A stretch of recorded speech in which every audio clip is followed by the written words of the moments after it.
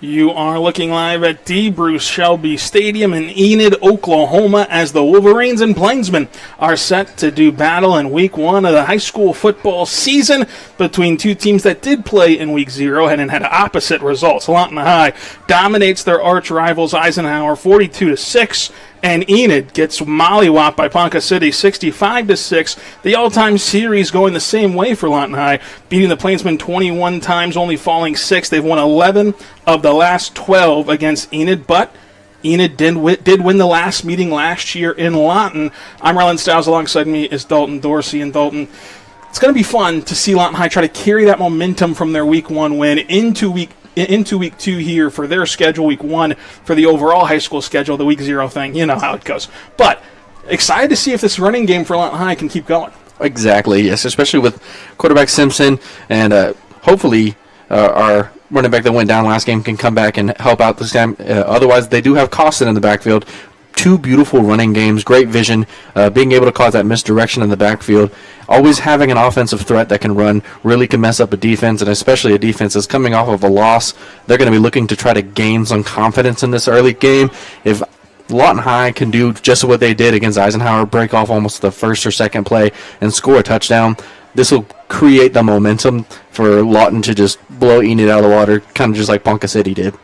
And we'll see if Lawton High can keep that momentum. These are two proud programs, each with 4 state titles to their name. Lawton High has 586 victories to their name, Enid 450. But these are two coaches trying to establish themselves with this program. For Enid, you have Cameron Connor, who's 5-17 now with the Plainsmen. For Lawton High, Lorenzo Williams, who's 5-7 now for the Wolverines after that win over Eisenhower last week. And he got to experience Lawton High football a year ago. Coach Williams did. He understood. He talked about this all off-season, understanding the Eisenhower rivalry more in year 2, and boy, did he make a statement in that second meeting. And he still has a city championship to play for, undefeated right now. They'll be back in action inner city next week against MacArthur. But first, it's a big test against Enid, and this is a team last year that ran over Lawton High literally on the ground, but this Wolverine front 7 last week looked incredible. Incredible. Making that, like I had mentioned all last week, making that first contact behind the line of scrimmage, whether it's just a hand slap to the arm, hand slap to the leg, it can ruin a play. The running back has to then shift where he's going. Maybe he's not going to hit the gap the same way. Maybe he's going to make a bad decision. Getting in that back line, and those linebackers being able to come in there and lay some hit sticks on some folks really showed the power of that Lawton High defense. This is the Larry Bush Countdown to Kickoff. For over 20 years, Larry Bush Insurance Agency has been providing affordable auto insurance, homeowner insurance, and more to residents of Lawton, Oklahoma. Give them a call, 580-354-1017. We'll have more of the Larry Bush Countdown to Kickoff between Lawton High and Enid coming up on the Oklahoma Sports Network.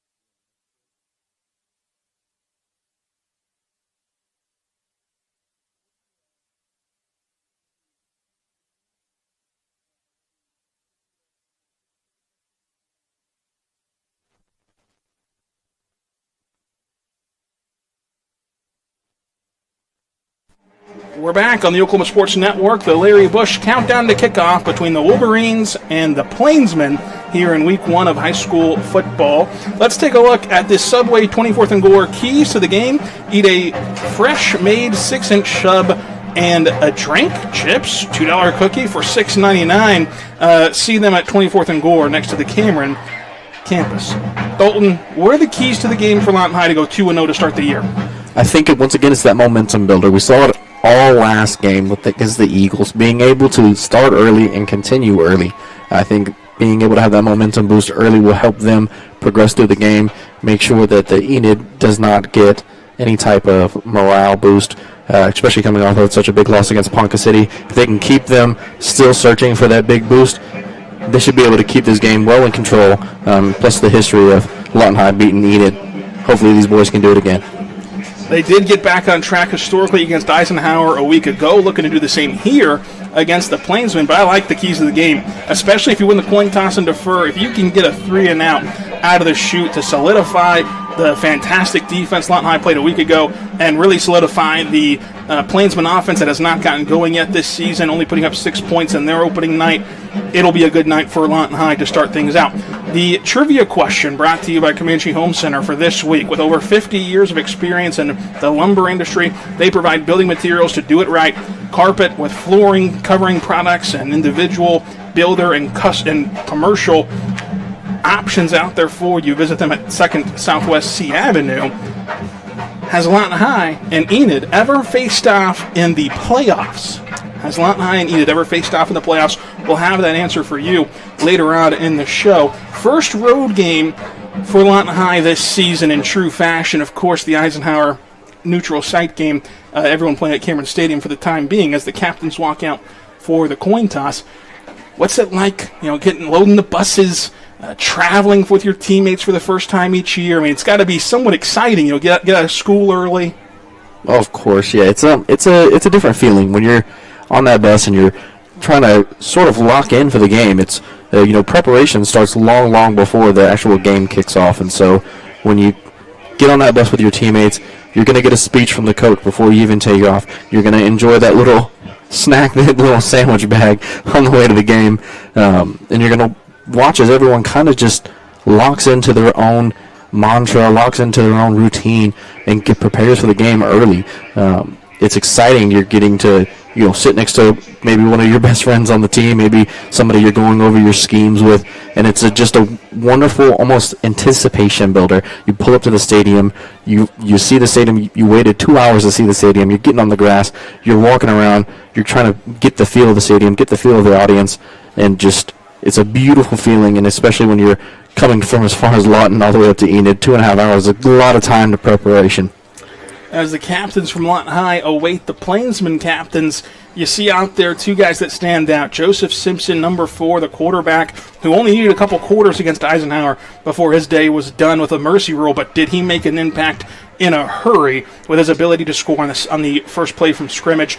And then you see 55 out there, and you know how special it is to wear the number 55 in Lawton High's history with Ashton Level, the 6'4 junior, getting the 55 designation this season.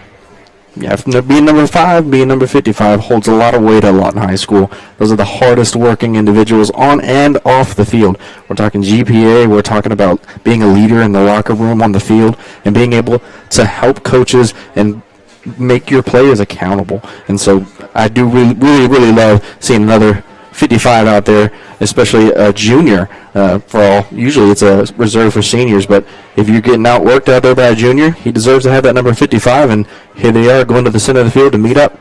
I like that it is usually reserved for seniors with this program, but also it's not exclusive. I mean, if a junior is able to step up, that's a great sign for him of not only having to be a great teammate, but be better than the senior class, which is a great thing for that young man. As Lawton High shakes hands with the Enid captains, Lawton High with their red lids, white stripes, white jerseys, white pants, red lettering, and Enid coming out with silver lids, navy jerseys, grayish pants, and white lettering out there. And this is the first time Lawton High's gotten to call the coin toss. Are you a heads or a tails guy? Oh, in the immortal words of Randy Moss, you always go tails. Always tails. Tails never fails. It's failed me a couple times, but that's a different story. We'll see what Lawton High elects to do if they win the toss. Looks like they've lost the toss as the White Hat talks to Enid. Or maybe they haven't tossed it yet. Who knows? We're all kind of guessing here. Lawton High is pointing in one direction. Lawton High did start with the football a week ago, and again, you saw the good kickoff, and then it was Joseph Simpson the rest of the way. It's a family business as Lawton High defers, as Devin Simpson, Joseph's brother, was an excellent playmaker that found pay dirt multiple times in his Lawton High career, and Joseph picking up right where he left off as the two captains exchange pleasantries. It's a Joseph Simpson very pleasantly jotting toward the sidelines, fired up to pick up his helmet and start this game. We'll have the Wayne's Drive-In kickoff after this. This has been the Larry Bush Countdown to Kickoff on the Oklahoma Sports Network.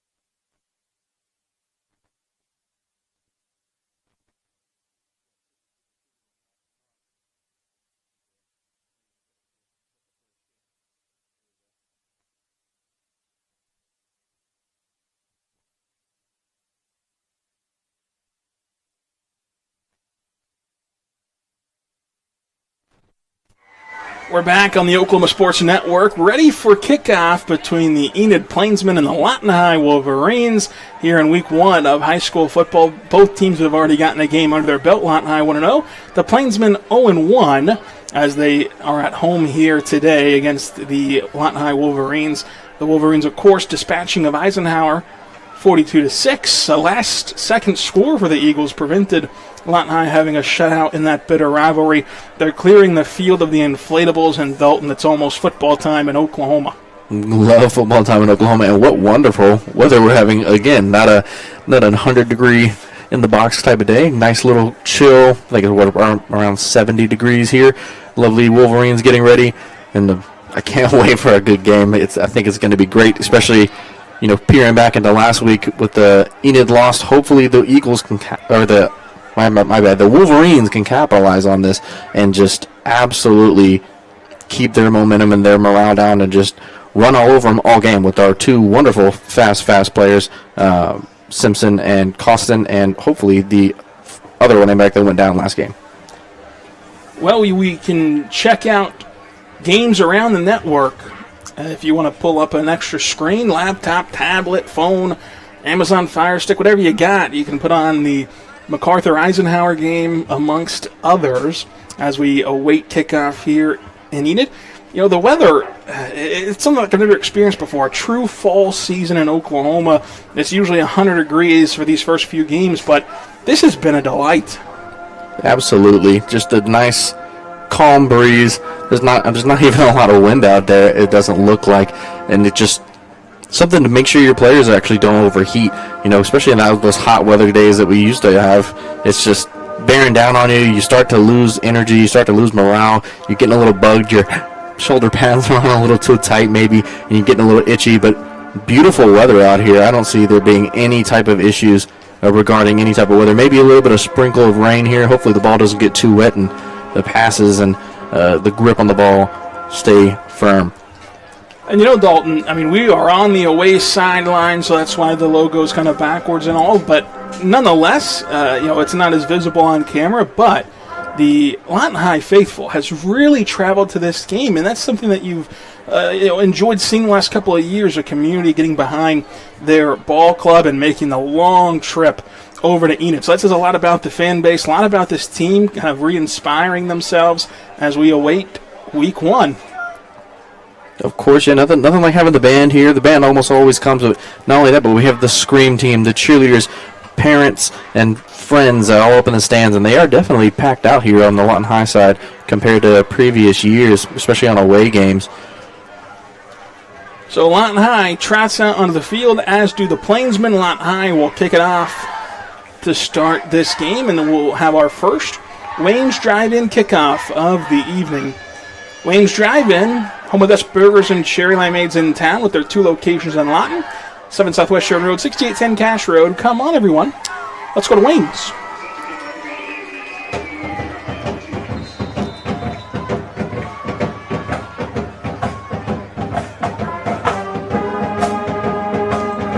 And away we go. Toe meets rubber, and the Plainsman field at the 15-yard line, streaking down the sidelines and gets bumped out of bounds just past the 30. And we're ready for some football as this Wolverine defense gets their first crack at this game after a stifling night against Eisenhower. Great job forcing him out of bounds. That was a great thing. Didn't allow him to get that speed because he did look like he had some acceleration on him. Hopefully these Wolverines front line here can get into the backfield like they did all last week. I'm looking forward to seeing a very physical game. And our first play of the Lawton Police Department first quarter, pistol look for the Plainsmen. Gets the snap, turns, going to be a play-action pass, trying for the outside boundary, incomplete, throws it away as pressure was on Hernandez immediately. The junior gunslinger for Enid had to get it away. I think I would throw it away too if Hayden Graves was running at me at full speed. What a great way to shift his body weight and get underneath him and provide pressure to that quarterback. So Nathan Hernandez will command the huddle with 15 on the play clock and try to get the Plainsmen going in the right direction, 2nd and 10. Wolverines shuffle their front. Hernandez going to roll out on a design quarterback run, tucks it away immediately and gains 1 yard before he's met hard at the 32. It's a good play. It looks like the quarterback wasn't completely sure what to do there. The Lawton High defense being able to shift right over and read the play. Our lovely number, 15 here? Yep, David Baker getting back into the backfield, making 2 people have to cover him. Made the quarterback have to rethink his steps and just run to the out of bounds. Shotgun for Hernandez, 3rd and long. Lawton High trying to get that 3 and out we talked about pregame. Play action pass the screen, way too high, incomplete. The Wolverines are off the field. And the Plainsman offense continues to struggle, and the Lawton High defense continues to dominate in the early goings of week 1. What great pressure on that quarterback, like I just said. Getting in the backfield, it's working out for the Wolverines pretty well here already. We'll see the dueling returnmen for the Wolverines like we saw in week number 1, where the special teams had a lot to say about their 42-6 win. There's a low snap, picks it up on the bounce off the turf, boots it away end over end, it soars. Going to take an Enid bounce, though, for him as it continues to roll, and they'll eventually down it near the 30-yard line. That's where Simpson will set up around the same spot that he had a house call in his first possession a week ago. Perfect. Love good field position, I think, with Simpson, and it does look like we do have Costin back at running back for us again. Rosado on the sideline, not in pads, but still in a jersey supporting the team. But Costin and Simpson, 2 fast and great vision type players, being able to run this ball up and down the field. I think this might be a good first drive. And what you've seen early on this season has been the lines of both sides, offense and defensive lines for Lawton High, coming through in a big way. Simpson all alone in the shotgun. 3 receivers near side, 2 to the far side. Sweep motion coming over. He pulls it. Simpson goes nowhere, though. Pushed back at the line of scrimmage, and the play eventually blown dead, 2nd and 10. Unfortunate timing there. Doesn't look like the line was completely on the same page there. A little misblocking assignment, being able to reach through and actually grab Simpson on the pull.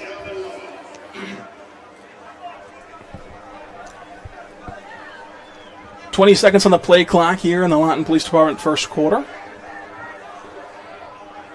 Simpson with the running back on his hip, puts a man in motion.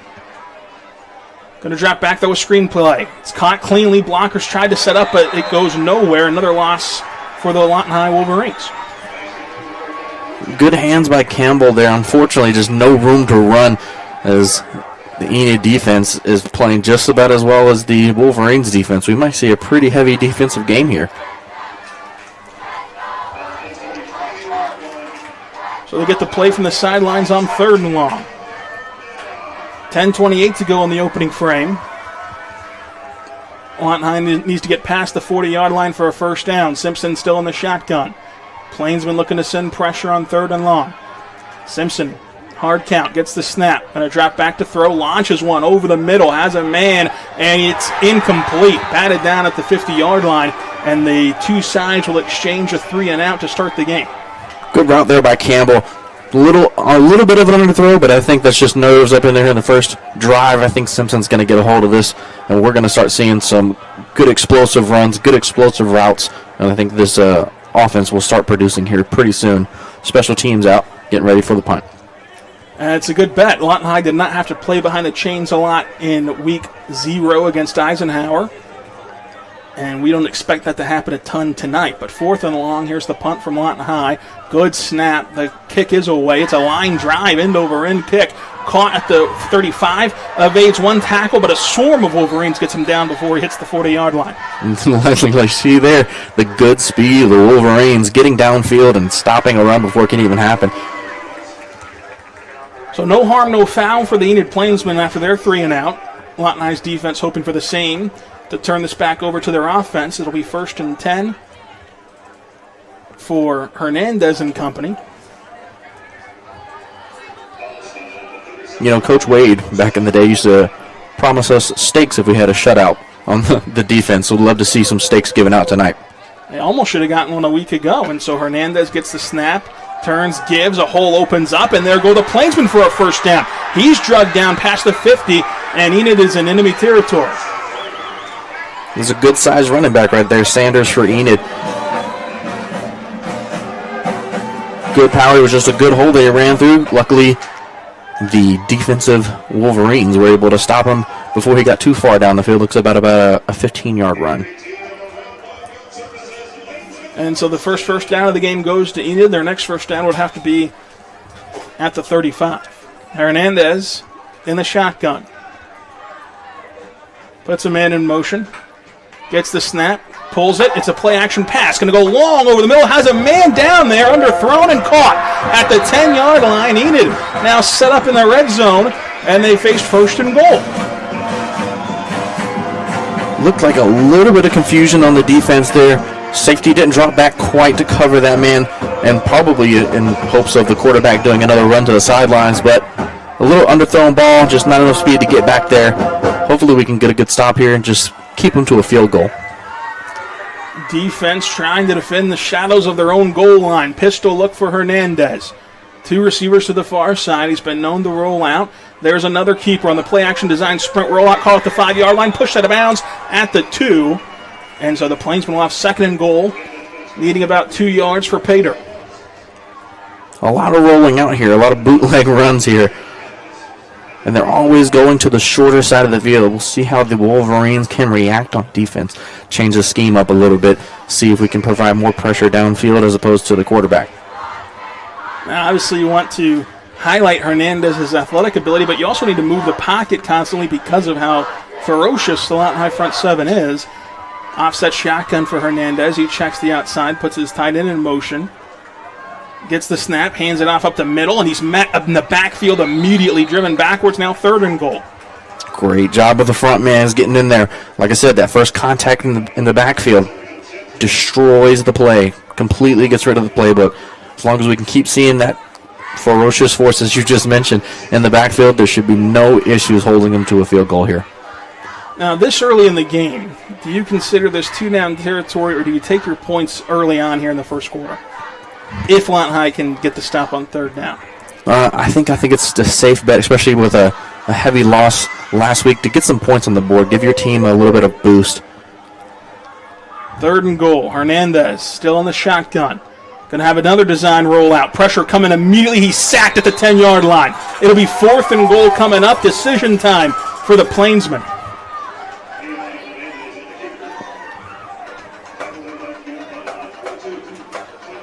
So Enid's quarterback is jogging off. It does look like a field goal unit. Yep, that's exactly what it is, and a lefty. Lefties are people too.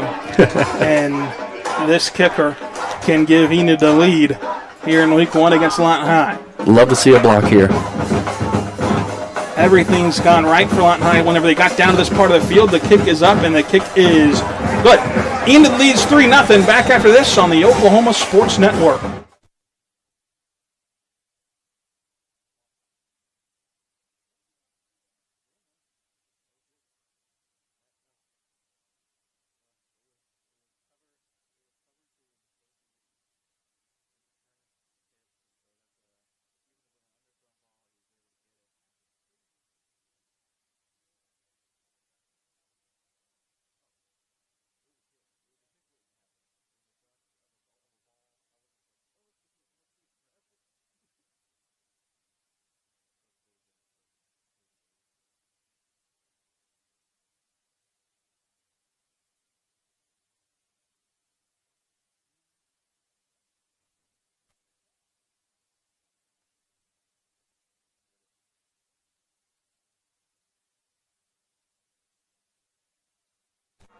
We're back on the Oklahoma Sports Network here in Enid, Oklahoma, as the Plainsmen tee up a Wayne's drive-in kickoff with Lawton High trailing 3-0. It was the first explosive play of the game as Hernandez threw a 20-yard dime to set up the Plainsmen, but Lawton High, facing a goal-to-go situation, stuffs the Plainsmen, forces them to settle for a field goal from the 10, and they avoid a costly damage as the Wayne's driving kickoff is away and into the end zone for a touchback. So Lawton High's offense back on the field after a 3-and-out, their first 3-and-out really of the season, especially for the starting unit after a blistering performance against Eisenhower where they were red hot. They'll try to get back on track here. The boys got to make sure that they're not too comfortable with winning their last game and make sure that they're still hungry for another win. It seems here that we have a nice little out wide setup. We got a lot more passing in this game here, a lot more people out wide. Not as much misdirection in the backfield as we had against the Eagles. Two receivers to each side for Simpson in the pistol.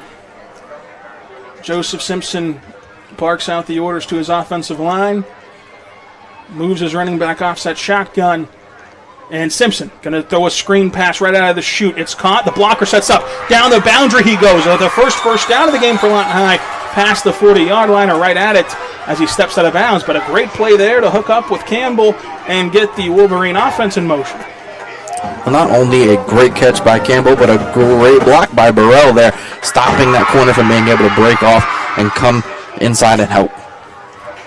And Braden Burrell is not someone who you want blocking you. He can really put a hurting on you fast as he just did. Now Burrell takes his turn with the screen pass, and he lowers the shoulder and gains a dirty 3 yards. Big body, big movement, hard to take down. And so Lawton High now playing from ahead after their opening drive. They lost yards on their first few plays. On this drive, they set up 2nd and 7. A manageable spot here for the Wolverines, nearing enemy territory. Simpson calls it out in the pistol, now brings over his running back, but a penalty down, and it'll be on Enid. So Lawton High gets some free yards here. Nice hard count. Good pace by Simpson. Having that commanding voice behind the ball, behind the line, trying to draw Enid off, and it does work here.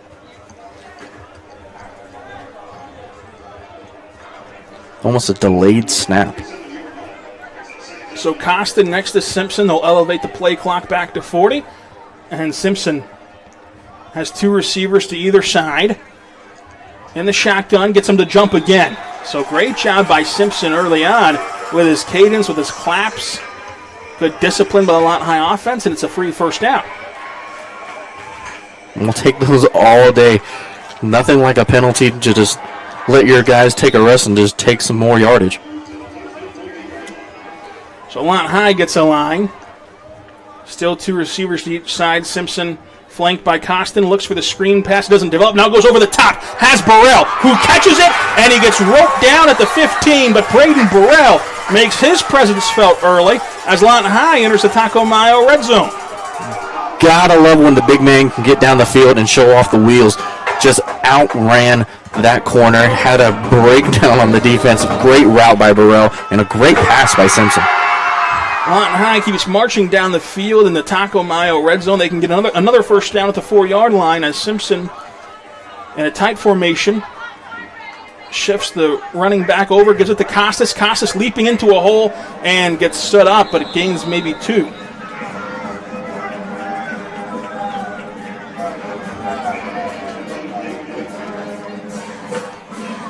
We'd love to see a really good combination of misdirection here, as we seem to have. Yep, once again the Orion's belt in the backfield.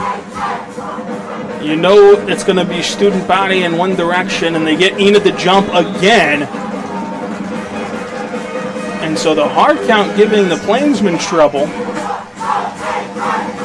Different quarterback, same cadence.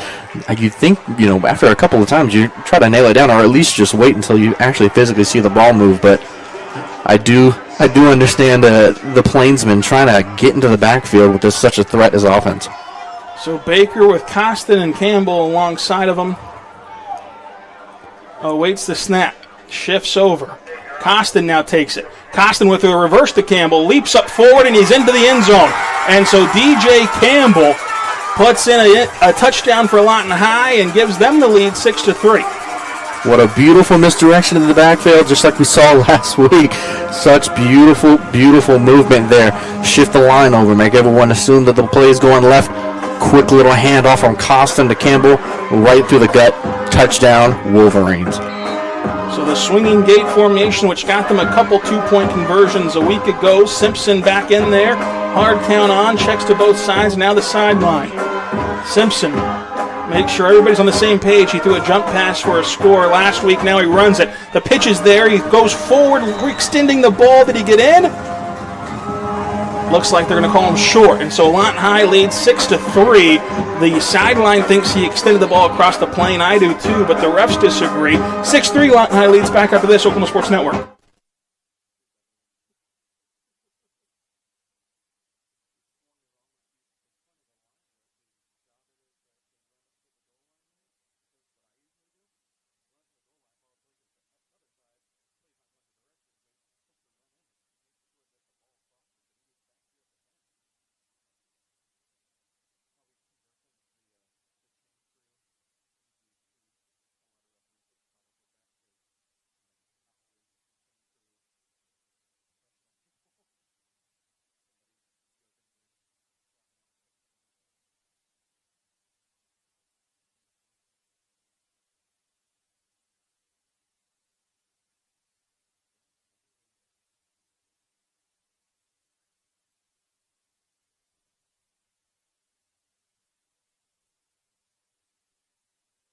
We're back on the Oklahoma Sports Network. It's been a fun start to the Lawton Police Department first quarter. We have our first score for Lawton High, the City National Bank drive summary. It was a shot over to Burrell to set him up in the Taco Mayo red zone before you saw Campbell take the handoff into Paydirt. The two-point conversion fails, and it's 6-3 Wolverines' way as they tee up another Wayne's Drive-In kickoff. Wayne's Drive-In, home of the best burgers and cherry lemonades in town. Come on, everyone. Let's go to Wayne's.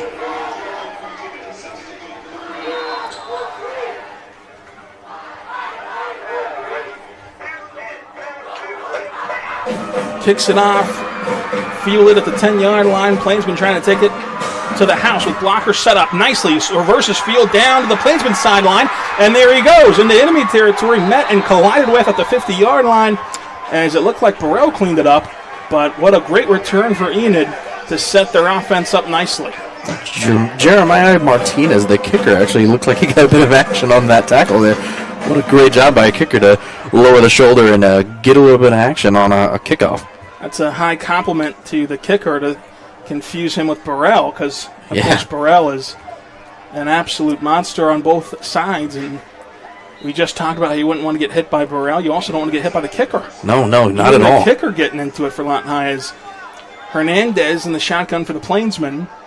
Takes the snap, looks one way, throws it to him on the out route, incomplete.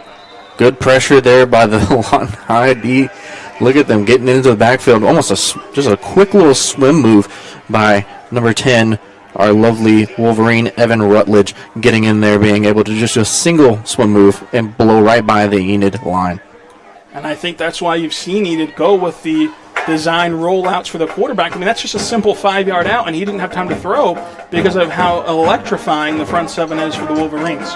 Yeah, throwing off that back foot, you're almost going to always sail it out of bounds, and so a lot of pressure equals bad passes. Hernandez still in the shotgun.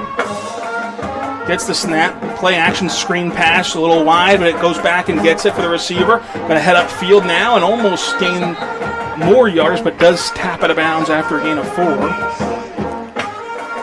A little behind his receiver. Again, like I said, providing that pressure to that quarterback made him make a bad decision there. A little bit a throw off the back foot, kind of floated it out there. What caused him not to be able to break upfield as fast as he would have liked. Good pressure by the Lawton High defense. So 3rd and medium for the Plainsmen.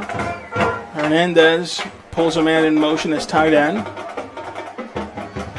Hard count gets Lawton High to jump, and so after Enid had trouble staying on their side of the neutral zone, Lawton High does as well.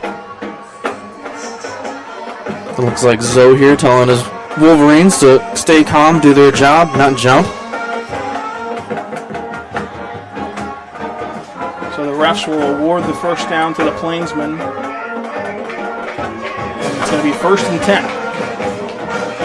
You got to be managing those penalty yards. They can be a killer.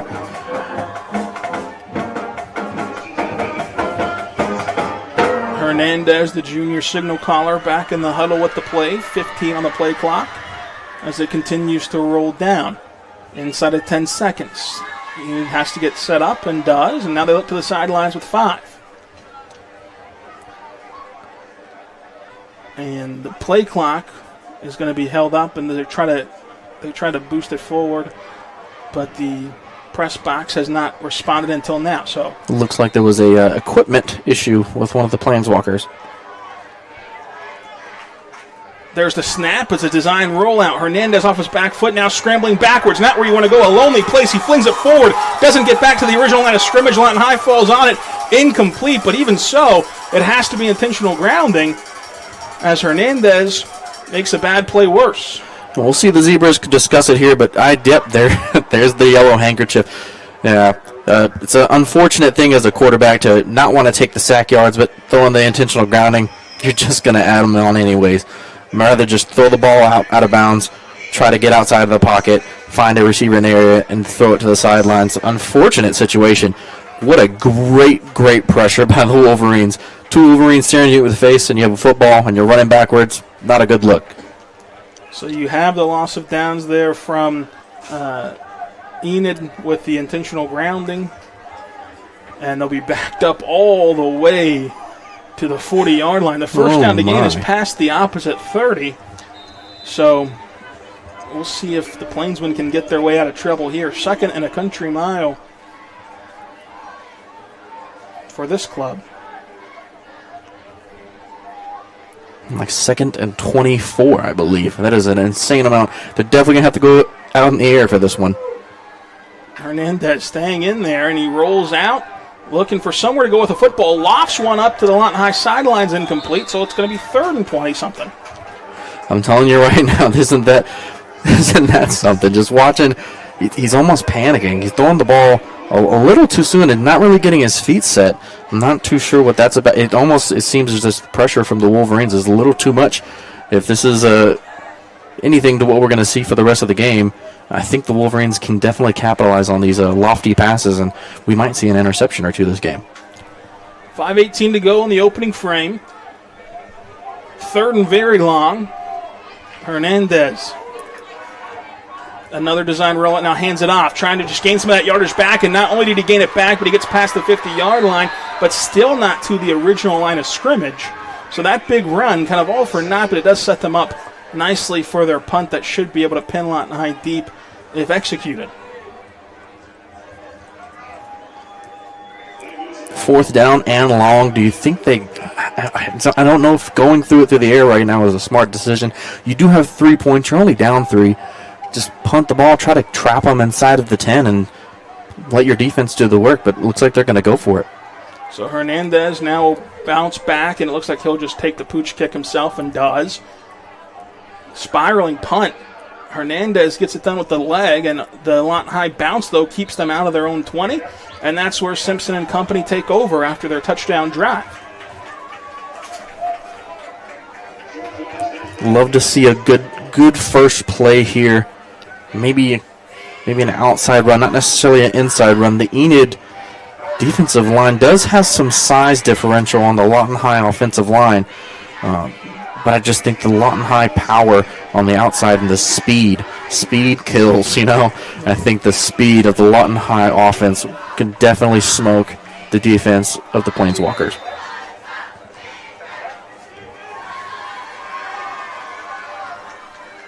So Lawton High gets into their formation. It's a shotgun look for Simpson again. Brings a man in motion, similar to the first play. This time gives it to the outside edge, makes one man miss, cuts up with a great block for a first down. Like I said, a nice run to the outside. Let that speed show itself. What a great run there by Chase Beadle, being able to get on the outside and showcase that speed. Speed kills, gentlemen. It certainly does. You can ask the other Beatles. And whenever Lawton High gets lined up here, they'll have 1st and 10, past the 30.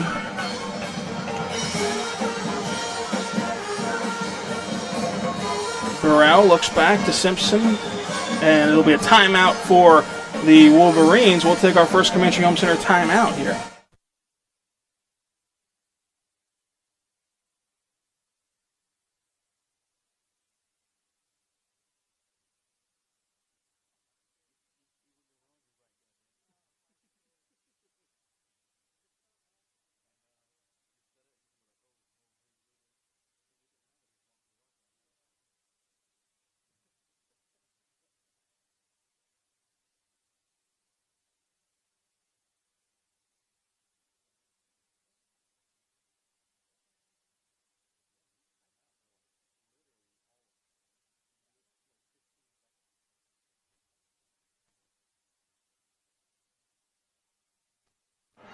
We're back on the Oklahoma Sports Network. That was the Comanche Home Center timeout for Lawton High, their first of the game. They have 2 remaining for the half, and then they'll get 3 more for the second half, of course. Simpson in the shotgun brings a man in motion. It's Campbell. Campbell, who already has scored today, takes another one on the outside edge, cuts it upfield, has another first down, and they still can't get Campbell down until he crosses the 50. What a great run there. It looks like about an 18-yard run for Campbell. Great speed. Once again, we're killing him with the speed, getting it on the outside.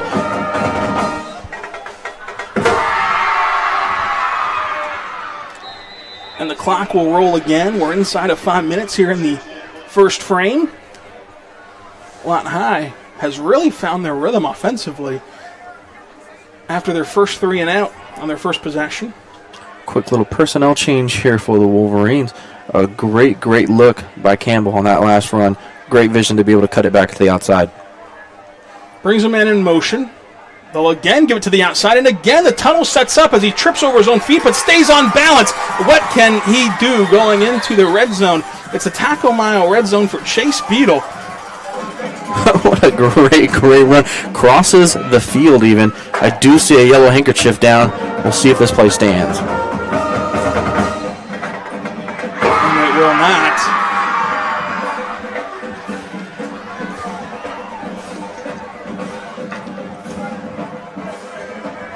So Lawton High takes the march back.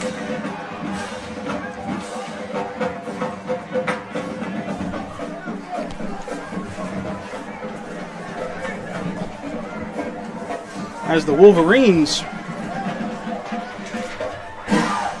will eventually get set up following the penalty yardage. Good news is they'll stay first down, but it'll be first and long. You know, after a run like that, so we still did get the first down, so we do have a little breathing room. I think we might see a pass from Simpson here, and if it's anything like the last pass to our wonderful Burrell, it could be another touchdown here for the Wolverines. Simpson in the shotgun, going to have a timeout again. Lawton High uses their second Comanche Home Center timeout. Comanche Home Center, of course, providing you amazing services across Oklahoma with 50 years of experience in the lumber industry. They provide building materials to do it right. Carpet One with floor covering products for individual builder or commercials. Visit them 2nd Southwest C Avenue. And they also bring to you our trivia question, which was, have the Plainsmen and the Wolverines ever connected in a playoff game, Dalton? Of course they have. The answer is yes. 4 times, actually. Most recently in 1985, where the Lawton High Wolverines won 14-13. This makes LHS 3-1 in the postseason against Enid.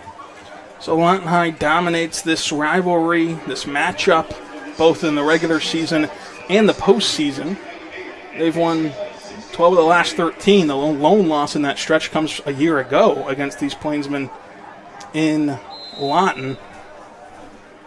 Now the home and home return Enid's way, and Lawton High has a 6-3 lead. Simpson going to roll out, trying to find somewhere to go, makes one man miss in the backfield. Now Simpson turns on the Jets, and here we go. The blocker sets up for him. It's a first down, gets all the penalty yards back in there some. Simpson tracks into the end zone, and the electrifying Joseph Simpson does it again. Running up and down the field like Odell Beckham Jr., just running, leaving people in the dust. What a wonderful run there by Joseph Simpson, and making that man miss in the backfield. A quick step there, quick decision, and that's why he's leading this offense. 12-3, Lawton High leads it. They failed their last 2-point conversion try. The swinging gate back out there now. Simpson back out there now after the long run. He made chicken salad out of chicken something else on the last play. As he continues to bark out the orders. If they can convert this, it'll be more of a normal score. But for now, 12-3. Simpson gets the snap. Simpson looking to throw. Throws a crossing route that he thought was going to be a fade route. He left it up there perfectly for the top shelf, but a little miscommunication keeps it 12-3. Lawton High in the lead. Back after this on the Oklahoma Sports Network.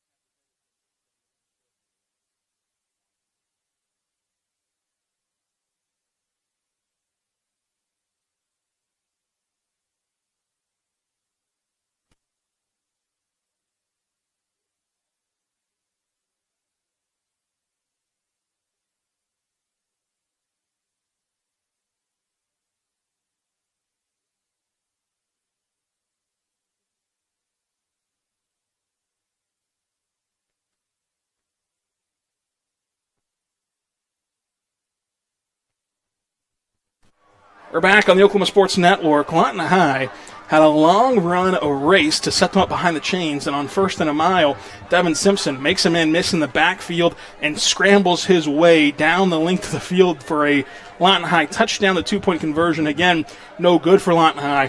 12-3, the Wolverines lead with 4 minutes to go in the Police Department first quarter. That's your City National Bank scoring recap. The Wayne's Drive-In kickoff, teed up and ready to go. Lawton High boots another one away. Gonna bounce at the 20-yard line and head toward the sidelines, and that's a penalty on the Wolverines. Smart football IQ there by Enid to not touch the ball. However, we'll see where we put them up there and see if the Lawton High defense can perform again, causing Enid to punt it away and let Devin Simpson or Joseph Simpson use his magic. I think Devin taught him that, so we can, it is credit to both parties. Yeah. I think Devin Simpson is on the sideline for the game, so he might be speaking into his ear. If there's anyone you need to listen to, of course, all your coaches, but especially Devin Simpson.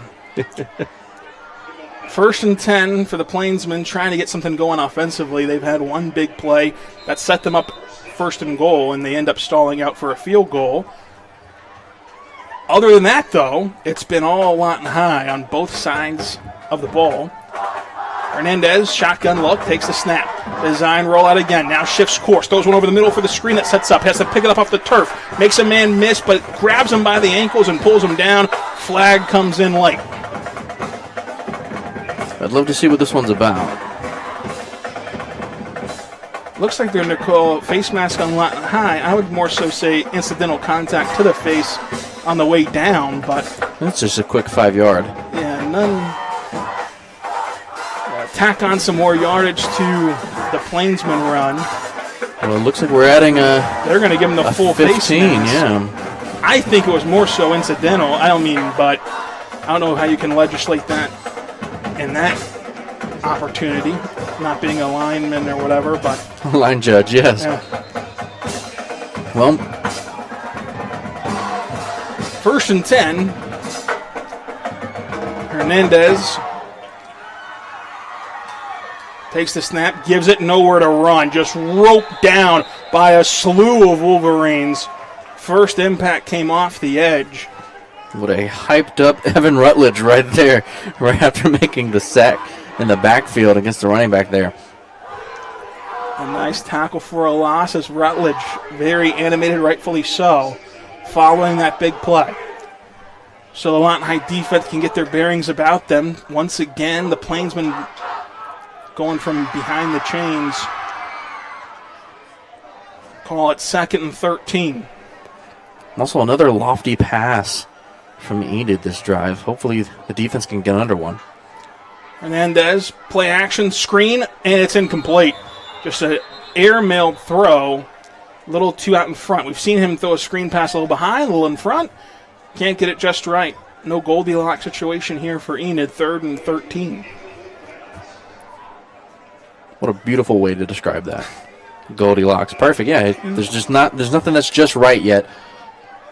Hopefully the defense can find the just right moment here and pick off one of these lofty passes and show some pay dirt. 3:04 to go in what's becoming a stretched out first quarter. Hernandez gets the snap. Dropping back to throw, pressure immediately. Now he tries the draw. Trying for the outside, has one man to beat. Flag down in the backfield. He's going to trot out of bounds at the 30. Little extra shove, going to bring out another penalty. It should be one on each side. It looks like a holding, and then, of course, a unnecessary roughness at the end of that run. Got to be careful when you're chasing somebody on the sideline. If they're going out of bounds, you got to dissect it. Remember, if they're already going out, let them go out. That's an unfortunate situation for the Wolverines. Yeah, that's a tough job to have to realize when to pull up whenever they get near the boundary. You see it happen all the time at the higher levels included. But those are the breaks as the Zebras discuss how to handle this. The first flag is for sure a hold on Enid. The second flag for sure on Lawton High. I'm thinking they're probably going to enforce one because one was during the play and one was technically after the play. So a in-play foul and a dead ball foul. Yep, there it is. So it'll be third down.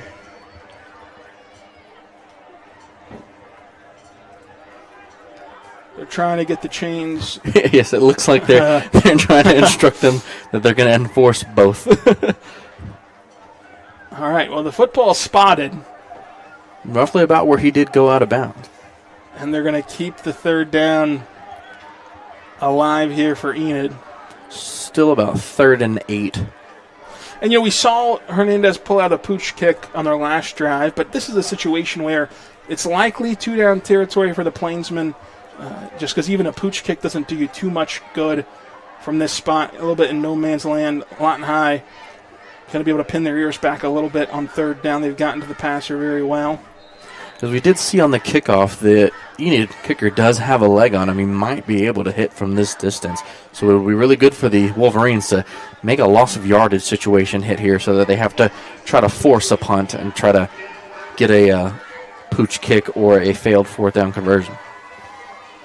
Shotgun situation, 2 to the near side, 1 to the far side for Hernandez. It's been all screens this drive and handoffs. There's another one. Flag on the play immediately.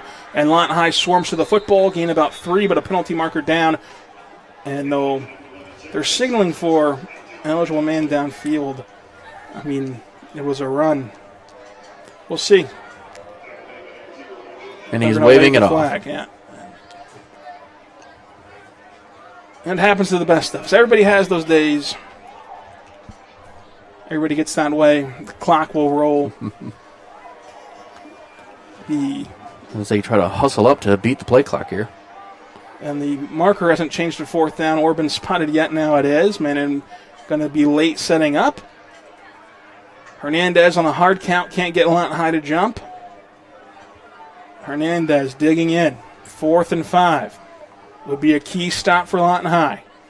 Design rollout. Pressure coming. Plainsman looking downfield, incomplete. Nobody home on the outside as he throws it away. And Lawton High gets off the field again. Great man-to-man coverage there by the Lawton High Wolverines. Mark your man. Don't stay too far off of him. Hand on the hip. Great defensive play there. Also, 2 men rushing the quarterback. A lot of pressure, and as we've seen from the Enid quarterback, does not like pressure. Will definitely get rid of the ball. We used to call that happy feet. I don't know if we can still use that. But great movie, Happy Feet, about a penguin who danced. He danced his heart heart into away. that sort of thing. The penguin who dances, also they called Frank Sinatra back in the day. Anyway, pistol look for... That's a reference for only my 60-year-old father. I don't know anyone else who's listening that gets that one. But probably my 60-year-old father. Simpson puts a man in motion. It's Campbell. He's already got 1 score. Now comes right back. The boomerang action gets a penalty drawn by the officials. False start on Lawton High. And, I don't see how it can be on Campbell because he's only 1 man in motion. But I don't know if high school rules, of course, are always differing from the other levels.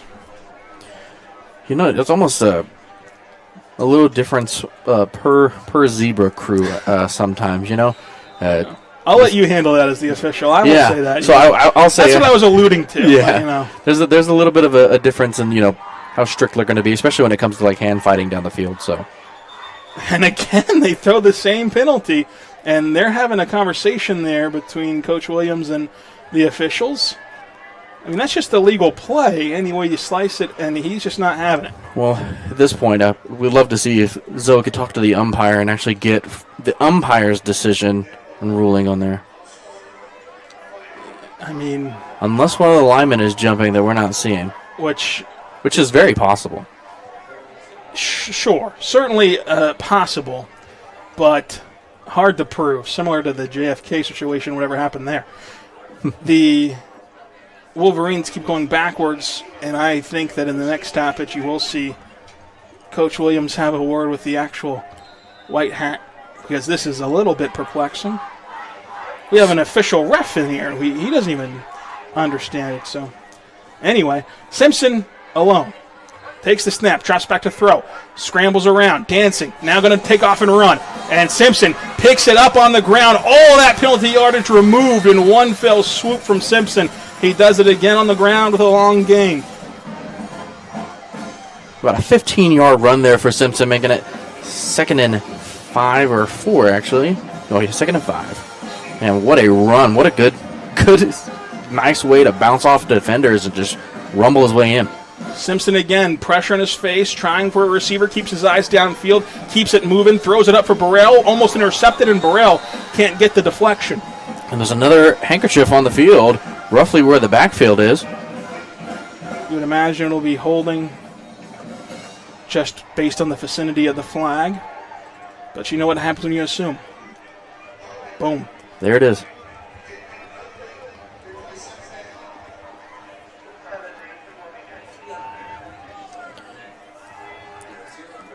A weird decision by one of the Enid linemen when he he broke through the Wolverine line. He didn't immediately charge Simpson and rather just kind of backed up almost as if he was playing spy and forgot where he was at.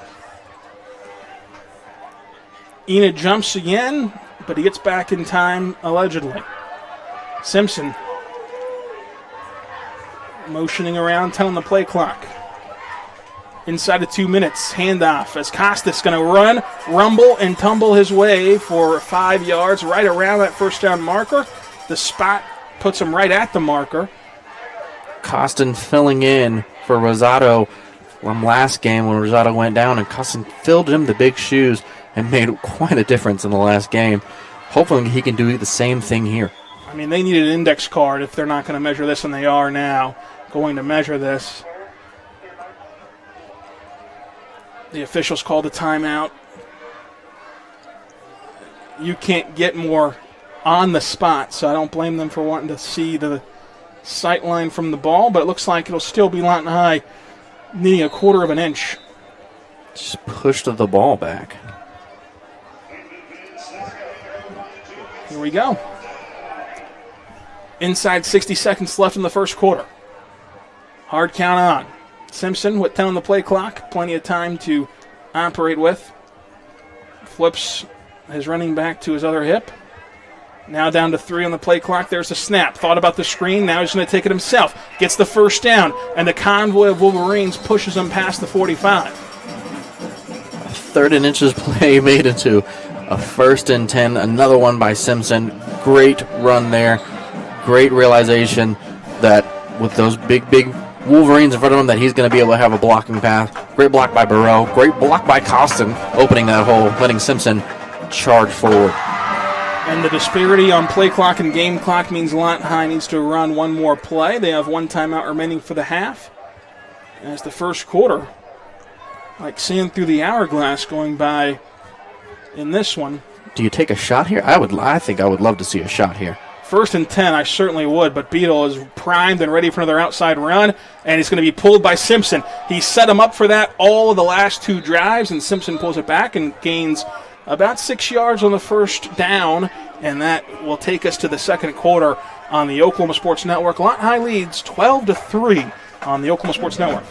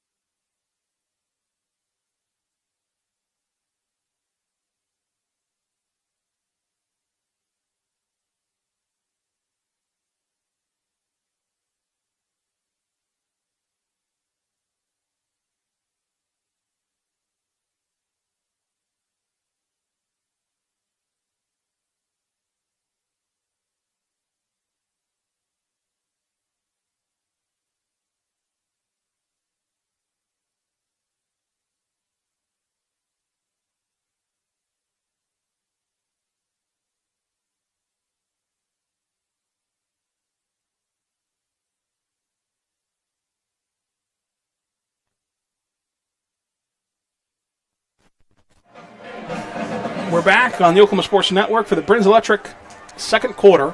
Lawton High goes the opposite way now, hoping for the same success. They scored 2 touchdowns in the first frame. They lead 12-3 with one timeout remaining in the half for the Wolverines, as the Plainsmen line up against Lawton High for second and roughly 4, perhaps 5, somewhere in that neighborhood. And a little delay to let the check winner get off the field. a little first quarter entertainment. Handoff on the outside edge. And he's met at the first down marker as the Wolverines with Campbell continue to move the chains. Good first down outside run there by Campbell. Wearing number 5. Duly earned.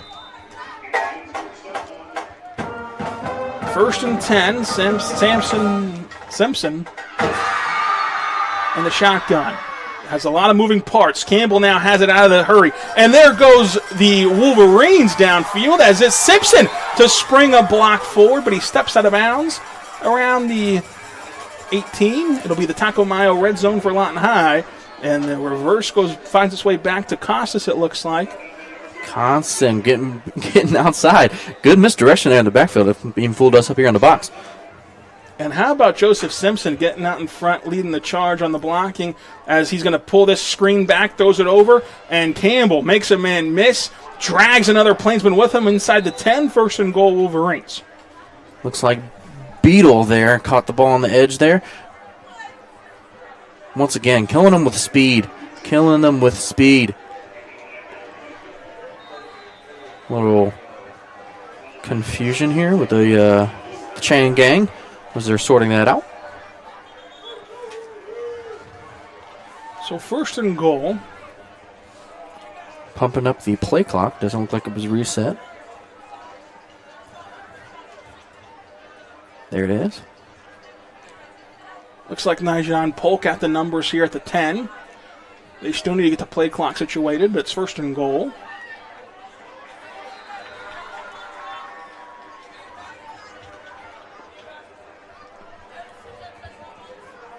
Man in motion, looks like Beetle.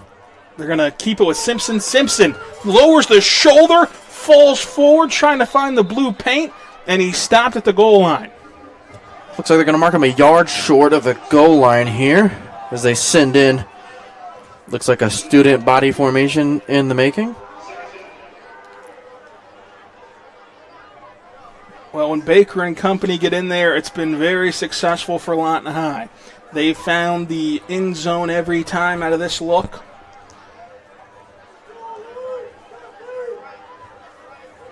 As Baker takes the snap, turns, gives right up the gut, and Lawton High looks to try to punch it in, and they're stopped again, an inch short.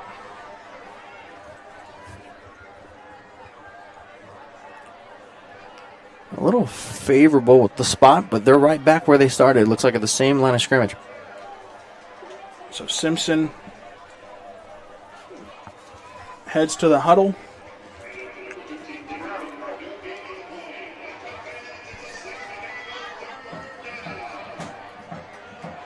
Simpson looks like Campbell behind him. Puts him in motion, gets the snap, bobbles it away, falls on it on the turf. It's a mad dash for the football.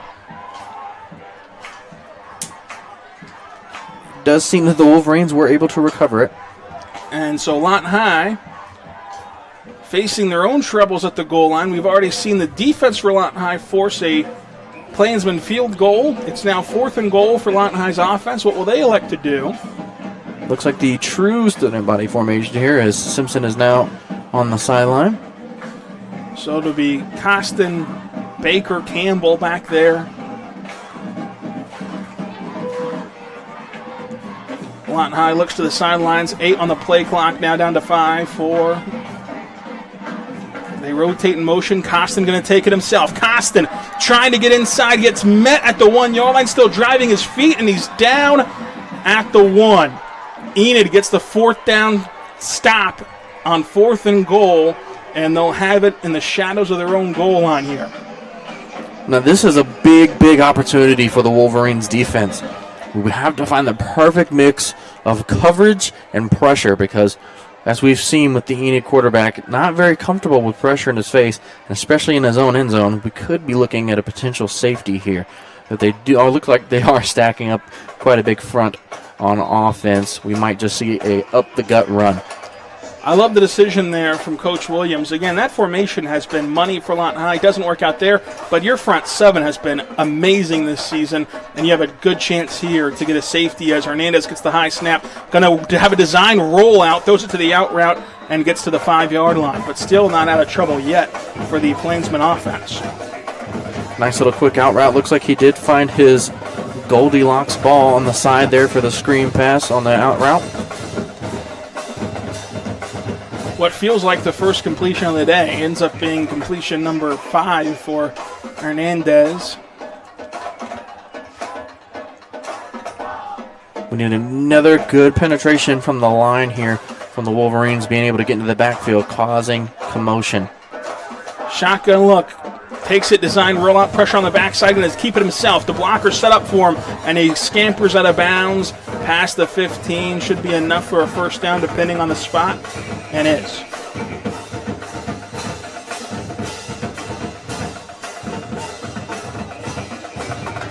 A little bit of athleticism from the Enid quarterback here.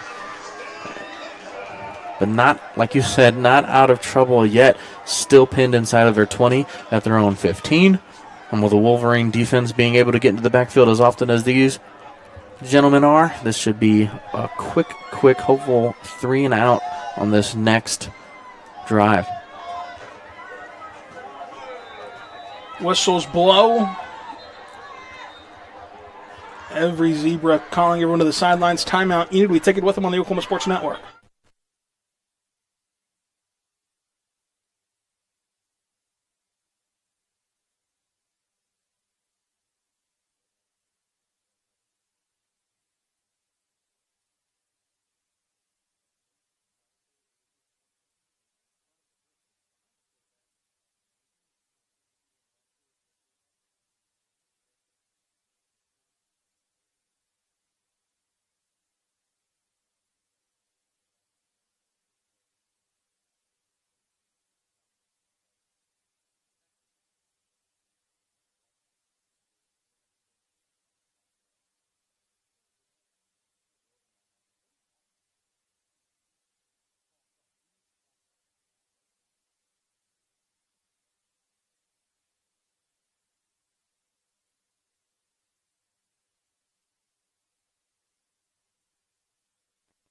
We're back on the Oklahoma Sports Network. It's the Enid Plainsmen trying to scrunch up another scoring drive. They've only gotten a field goal to their name so far in this game. That brings their season point total to 9 between the two games they've played, the last game and a quarter of this one. Lawton High leads 12-3. It's 1st and 10 from the 15. Enid burned their first time out of the half. They have 2. Lawton High has 1 remaining.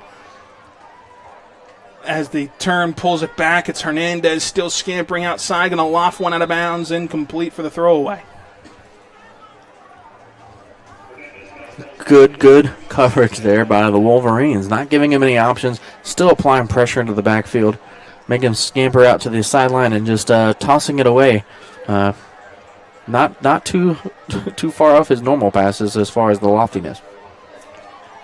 Without knowing the play call, it's hard to say this definitively, but it feels like a lot of these are RPOs that Lawton High is doing a good job of getting that second pressure coming through after he makes the decision to keep it himself, where he just ends up with nowhere to go. As pressure comes right off the edge, he evades that rusher, but now has to scamper, and he's hit hard at the line of scrimmage. A pack of Wolverines meets the Enid quarterback in his own backfield, showing him maybe it's not that smart to pull the ball. So now it's 3rd and 10.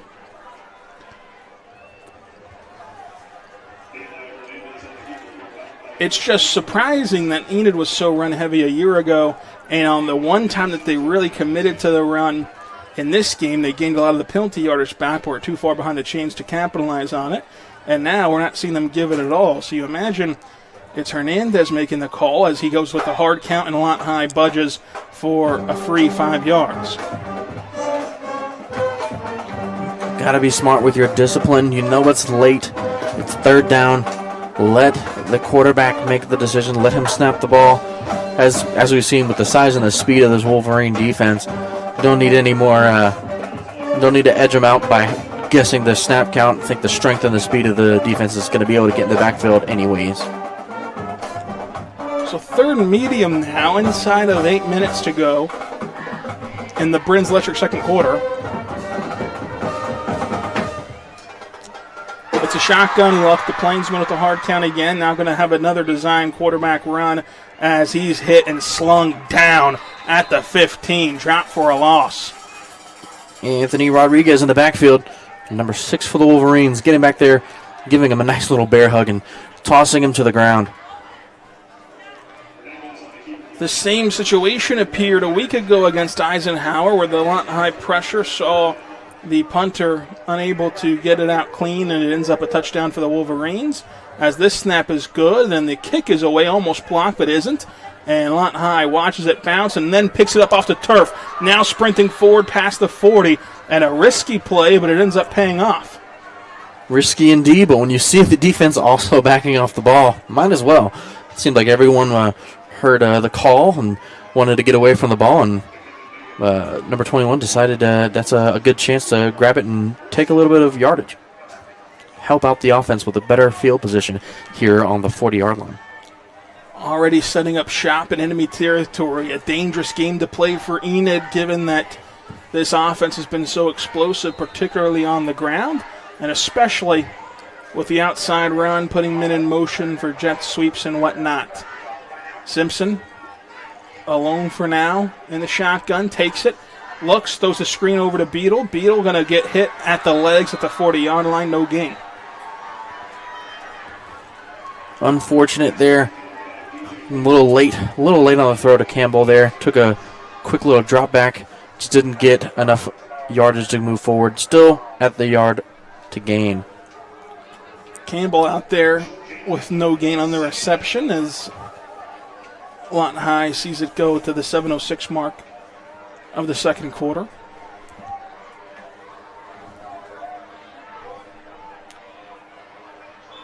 And it's going to be the last timeout from the Comanche Home Center timeout for Lawton High here on the Oklahoma Sports Network.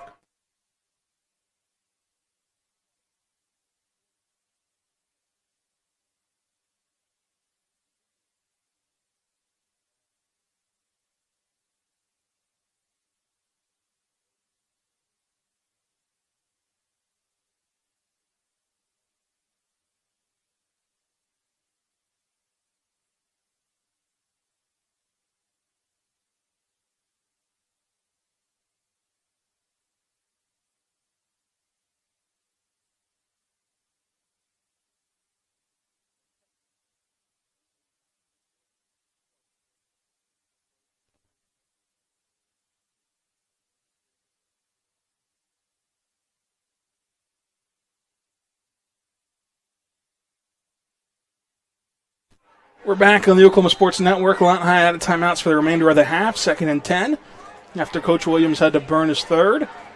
And Simpson has it, going to be a reverse play. Blocker set up, and he gets tripped up barely as Campbell tried to cut it up. It's going to be 3rd down and call it 9.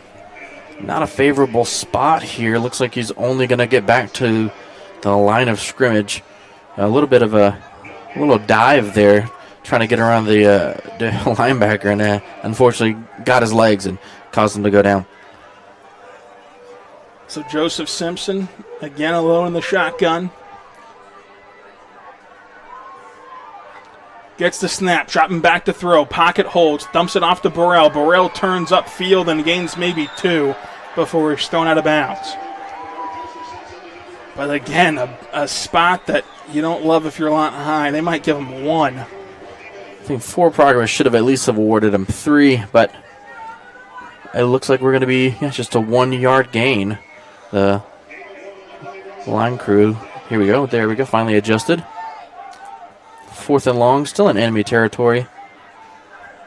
And with how your defense is playing, I wouldn't mind seeing Lawton High keep the offense on the field as they are right now. But there's always the opportunity for a pooch kick, as Enid showed earlier. For now, though, it's Simpson Waiting on the snap, making sure everybody's lined up properly, and gets it. Going to drop back to throw. Pressure off the edge, free rusher, one-on-one coverage down there. Beetle turns on the inside, wanted the ball on the outside, did Simpson, and it's another miscommunication and another incompletion, and it's a turnover on downs for Lawton High. Good tight spiral there by Simpson. Just unfortunate communication. Wanted the outside shoulder. Beetle's got to get underneath that. Make sure he's reading his quarterback. Anytime you have to turn your head from one shoulder to the other as a receiver, it's almost a dead play immediately. And, the 2-point conversion comes to mind. That play comes to mind. These are incompletions, but it's early in the season. I mean, it's the second game of the year. Whenever these receivers and Joseph Simpson get on the same page, they're going to be really dynamic in the passing game, as we've seen the running game being able to open it up with how they've done on the ground in the first 2 weeks. We'll see if the Wolverine defense can bail them out and get them into some decent starting position again. Enid hands it off, and he's met in the backfield and just driven down for a loss of 1 as every white shirt got to the football in the front 7. And the clock rolls inside of 6 minutes before the next snap. Great contact in the backfield there. A good slew of Wolverines being able to get there and provide the hit.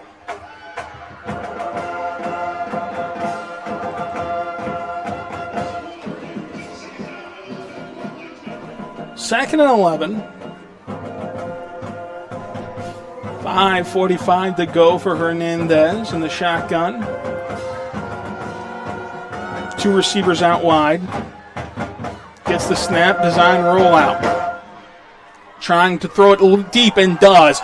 It's going to be a center field catch for the Plainsmen, and the Plainsmen have the edge, and the Plainsmen have it in the end zone. Touchdown Enid, as this receiver loses the defensive back, and the Dying Duck flocks its way to the end zone for the Plainsmen to get back on the scoreboard first time in the end zone. Looks like Polk here just thought the play was already going to be dead and over. Didn't know that the ball was thrown. Had his back to the quarterback. Didn't realize that the ball was in the air. Unfortunate. I know he's going to be feeling that. His teammates making sure that he knows that he's still loved and cared for on their side. And hopefully here, it looks like we're giving a sideline warning.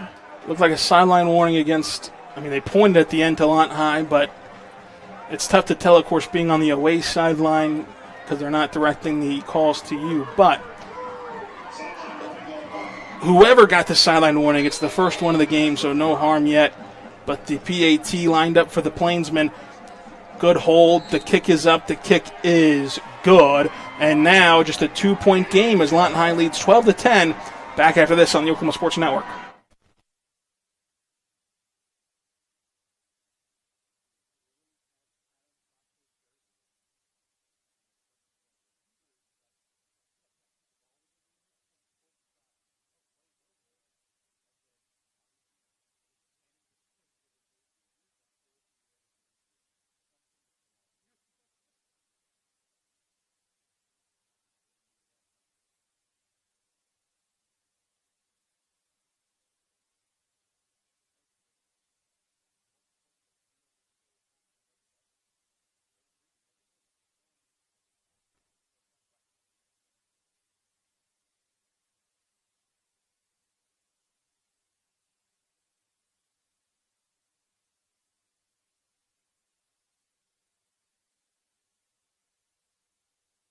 We're back on the Oklahoma Sports Network. Enid lines up for the Wayne's Drive-In kickoff after their first touchdown of the game.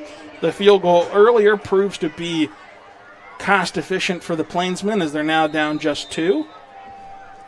Lawton High has reached the end zone twice but failed on 2 straight 2-point conversions. The Wayne's Drive-In kickoff is away. Let's go to Wayne's, everyone, as the kick sails into the end zone for a touchback.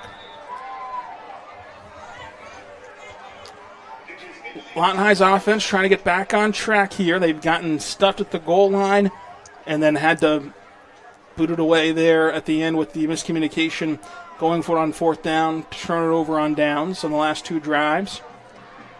5:21 to go here before intermission.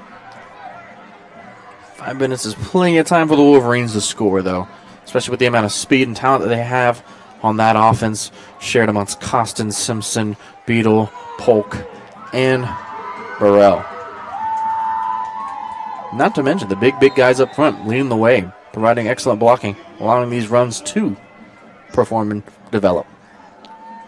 Simpson gets out of the pistol, goes to the shotgun with Costin next to him.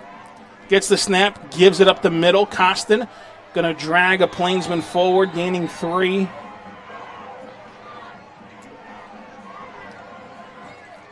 Some good show of sportsmanship there by 65 and 53. You saw some of the blockers get to the second level. If he could have evaded that first wave, he would have been having a house call. Nothing like that speed to get you downfield, huh? Very athletic offensive line for Lawton High. Great job by Coach Xavier Johnson getting them ready. The screenplay pump fake once, now going downfield. Looking forward in the lights. It's lost there out of bounds. Incomplete as Beetle was the intended target, but it flutters out of bounds. Pretty similar situation to the last one, not knowing where the ball is, running that route. It's almost like his speed's getting the best of him. Almost either Simpson needs to give him a lead on the ball, or maybe Beetle needs to slow down and identify where the ball's coming from first. Whichever one works first, I'm down to see a beautiful down the sideline pass. So quickly, 3rd and 8. Simpson directs the orders, including moving Costin over to his hip. Simpson going to drop back to throw. And he's going to have to scramble to avoid the pressure. Now keeping his eyes downfield, throws it off balance. Downfield for Beetle, incomplete. Hit as he threw, and Beetle the intended target. And it's 4th and 8 now. It looked like another miscommunication there on the backside. I think Simpson wanted a screen pass, and it looks like Campbell just went straight downfield. But just to get the ball down there and give Beetle a chance was a great play by Simpson. Having a throw off platform there. 4th and 8. Need a good operation here. And the snap, drop by the punter, going to scoop it up, and he's going to be slung down near the 5-yard line, tries to hand it off, and instead it's going to be eventually Enid's football inside the 10-yard line, 1st and goal, as that play botched on the exchange from the center and punter. And Lawton High needs another goal line stuff here as the penalty marker flies in late as they try to break up the fight for the football. A little scrum there at the end there. It looks like Enid might be getting that penalty from the way that the players are acting. And the first point is to the Enid sideline. We'll see what the Zebras end up calling after the preliminary signal. 4:26 to go in the half, regardless, as this will be a personal foul against Enid.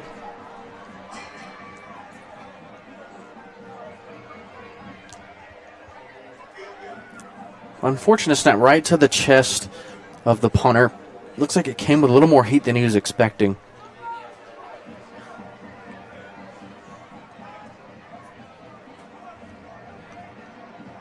And so it was going to be 1st and goal from about the 7, and instead it'll be marched all the way back and spotted by the officials who keep the march going past the 20. So not even in the red zone after having it 1st and goal. On the initial action, it'll now be 1st and 10 at the 23. Well, we saw the Wolverines stop them at the goal line the last time. They ended up in just a field goal. We're hoping to see a similar situation here. Shotgun for Hernandez. Puts a man in motion. Takes the snap, design rollout. Gets a block from his running back. Now going to jump throw, crosses body, lane duck, almost intercepted, and is on the way to the turf.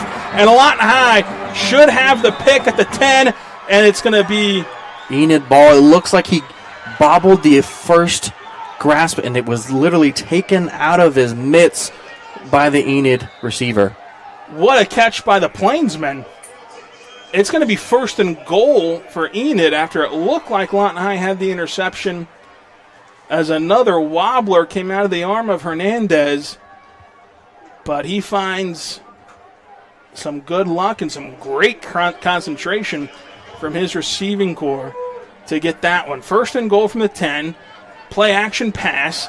Going to fire an out route incomplete for second and goal. Those are the breaks that can really decide a game, from an interception to first and goal. Even a field goal would put Enid ahead with still a half to play and still 3 minutes and 30 seconds to go before intermission. This defensive backcourt here needs to lock in here and make sure that they're providing the correct coverage like they did on that last play, not letting their man slip away from them. It seems that they're getting a little complacent with knowing that the quarterback's not really throwing a lot of dots, so it's a lot of wobbles, and so they're getting a little complacent, letting their receivers get away from them. Hernandez all alone, thought about pitching it out to a receiver, now is just swarmed by Wolverines and taken down near the 15. Call up the 14-yard line, and it'll be third and goal. One more play for the Wolverines to stop them and keep it at a field goal. They're going to give it to him at the 11. Has a leg on. Great leg for the kicker, and this is a spot where you don't want to play too conservatively, but you also don't want to miss out on the potential lead change if you're the Plainsmen. Nice little red zone defense. It's going to be a handoff, and it's going to try for the outside. Stiff arms the defender, wobbles his way out from another one, drugged down at the 5-yard line out of bounds, and it sets up fourth and goal from the 5. Got to make sure you're wrapping up on tackles there. We do have a lot of power on that Wolverine defense, but preventing motion of the legs is going to really stop the run, make sure that the ball carrier does get to the ground. And so Enid will line up trying to take the lead. This could be the third lead change of the game after Enid went up 3-0. Lawton High had 12 unanswered. And then the Enid touchdown and this field goal would give them the lead if it converts. The snap, the hold, the kick is good, and Enid leads 13-12. Back after this on the Oklahoma Sports Network.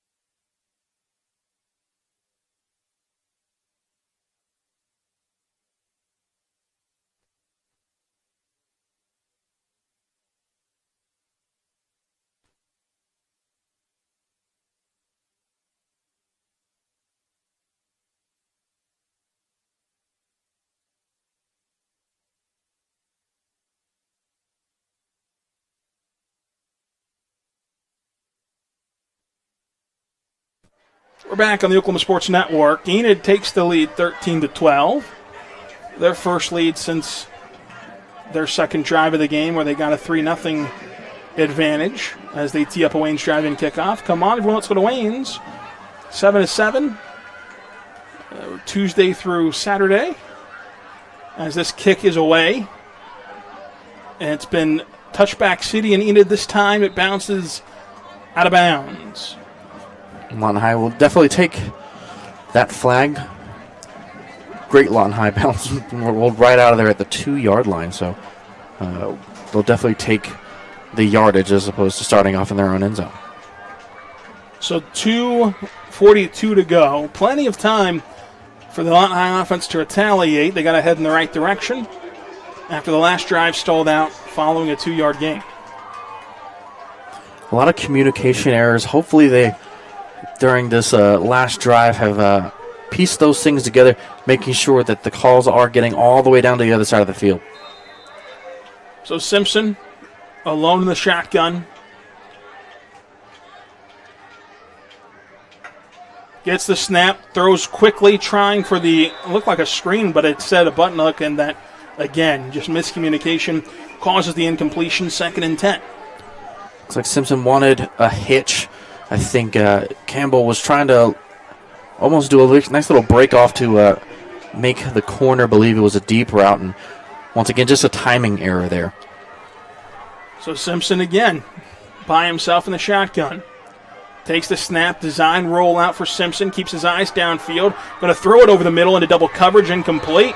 And the Plainsmen had a better chance at it than the Lawton High intended target, and so it's quickly 3rd and 10. The Wolverines here need to make sure they keep their head up.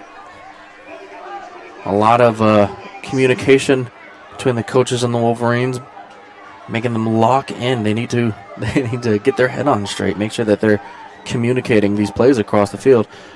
Great blocking up front that last play. Simpson had almost all day to go to the sideline there. 2:33 to go, 3rd and 10, as halftime awaits us. First down marker at the 45. Simpson going to drop back, a tunnel screen on, caught by Burrell. Burrell turns it up. Burrell diving forward. If he stayed on his feet, he got the first down. We'll have to see the spot, and it looks like they're going to give it to him. First down, Lawton High. First down, stopping the clock, move the chains. This is a good opportunity for Lawton High to showcase that 2-minute offense. Get down the field, provide points, hit pay dirt. Simpson again by himself. Shotgun look. Joseph Simpson, who housed one on the ground, and now will take it himself on the QB draw play, and he makes one man miss, can't avoid the second, past the 50-yard line, though, for a nice gain of 5. A nice run there. Ran into one of his own linemen, but still made a play for 5 yards. Good legs there on Simpson. Simpson takes it from the shotgun again. Design quarterback rollout. Going to dump it to the flats. It's caught there. Turning upfield and out of bounds past the 40 is Lawton High. They're going to give it to him at the 39 instead. It's a good job there, making sure you get to the outside edge, not taking the bait to want to cut inside.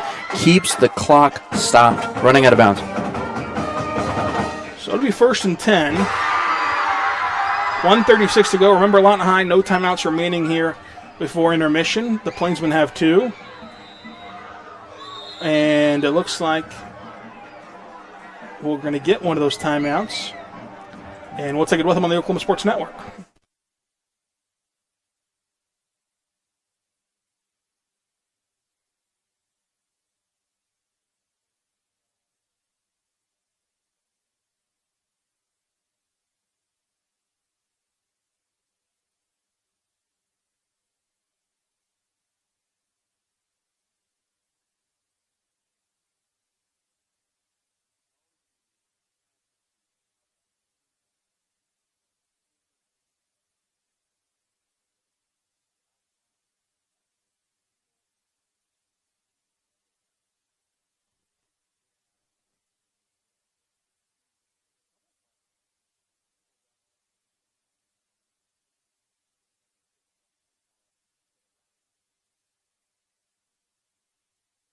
We're back on the Oklahoma Sports Network. After the Enid timeout, they have 1 remaining. Lawton High none.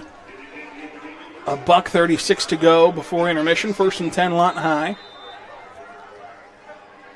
The Wolverines stay in the shotgun look with Simpson by himself as Joseph Simpson takes the snap, going to drop back to throw, looks over the middle, then dumps it off to the flats with Costin. Costin makes a man miss, and he's clobbered on the backside after a gain of about 7. You got to hurry up here on this offensive drive as they're inside of 2 minutes. Really need to get on top of the ball. Costin cutting inside, got an extra couple yardages, but unfortunately keeps the clock rolling. Inside of 1:15, Simpson trying to make sure everybody's lined up. It'll be 1:05. Whistle blows. Coach on the field. Looks like Enid takes their last timeout, and we'll take it with them on the Oklahoma Sports Network.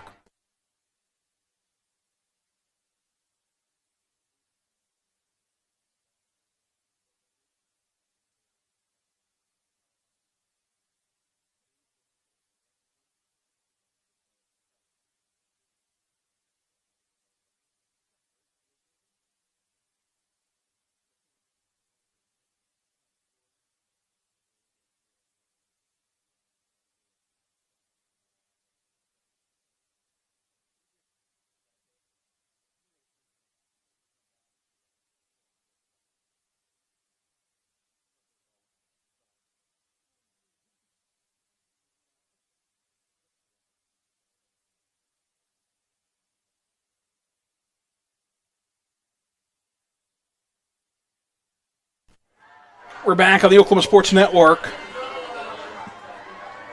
It's Joseph Simpson in the shotgun. Second down, going to look for the quick hitch route. Has it there, caught, trying for the outside is Beadle. Beadle makes a man miss, but does step out. And it's going to be 1st and 10 for Lawton High with 61 ticks to go before intermission.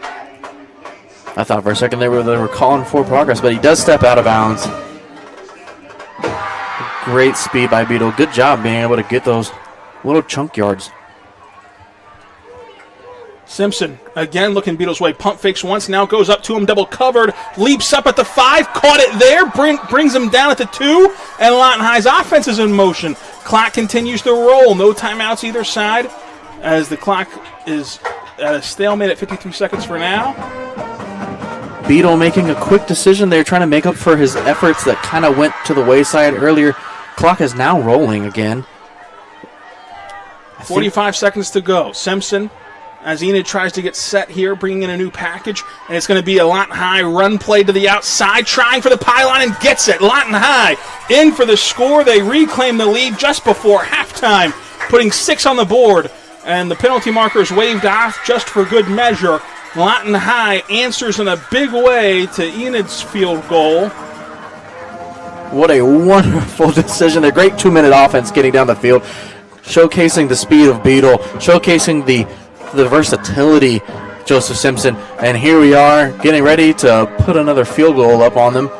Try to get one more point before we let the 36 seconds play out on probably a Hail Mary play from Enid. So after 2 failed 2-point conversions, they do it the old-fashioned way on the PAT. So long as they have a smooth operation, they can extend this lead. Burrell gets it down. The kick is up. The kick is good. Lawton High continues to extend this lead after gaining it back. Back after this, Oklahoma Sports Network.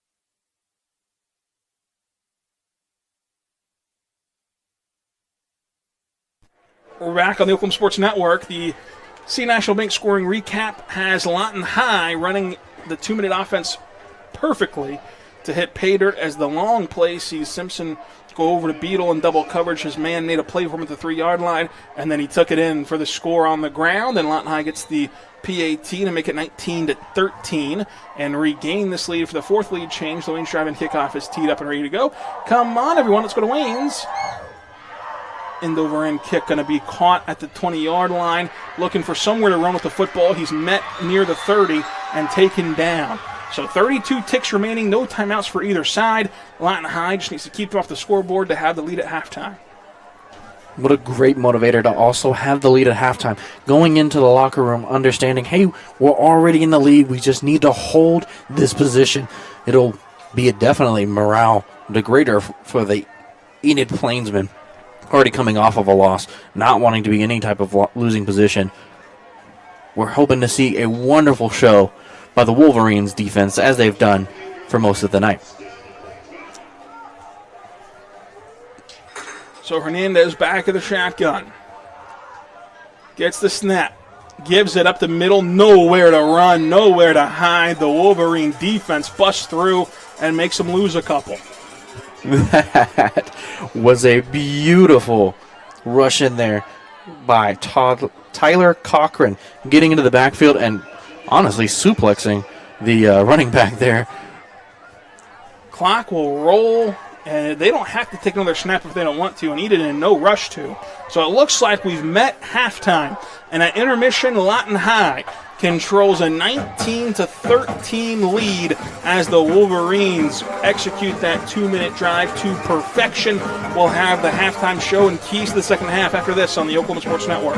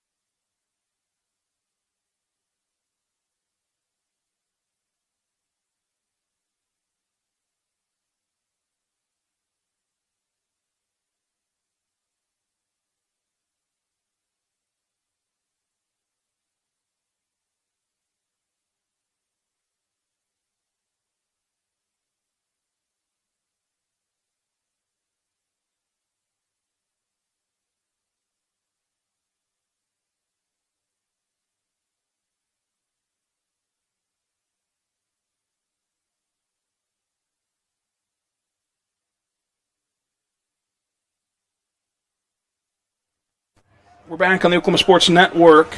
They tee up the Wayne's driving kickoff, does the Plainsman, as Lawton High will start with the football in the second half. Dalton, let's go to Wayne's on the Wayne's driving kickoff. We'll miss it today, but we'll hopefully get there tomorrow. The keys to the second half for me, get back to the running game, establish the run on this first possession after intermission. I totally agree with you here. Getting the run game back into this picture will definitely show some wear and tear on the Enid defense, as they haven't really been able to stop it, especially when they bounce outside. So Enid kicks it away into the end zone. It's a touchback. Lawton High will start with the football. They forced a 3-and-out on the first possession of the game to start the contest, as the two sides exchanged 3-and-outs before going on scoring drives. It's 19-13. Fresh 12 minutes on the clock here in the third quarter. Sovereign Bank third quarter about to begin here with Joseph Simpson.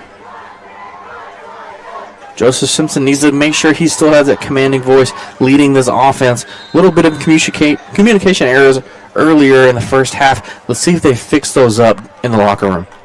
Simpson hard count. Again, it gets Lawton High to jump after it caused a few Plainsman infractions in the first half. The delayed snap will back Lawton High up before the first play from scrimmage here in the second half.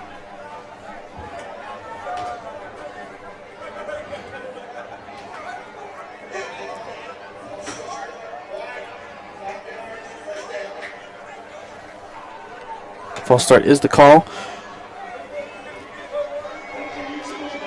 So Joseph Simpson in the pistol, diamond look here on the near side. No receivers out to the far side.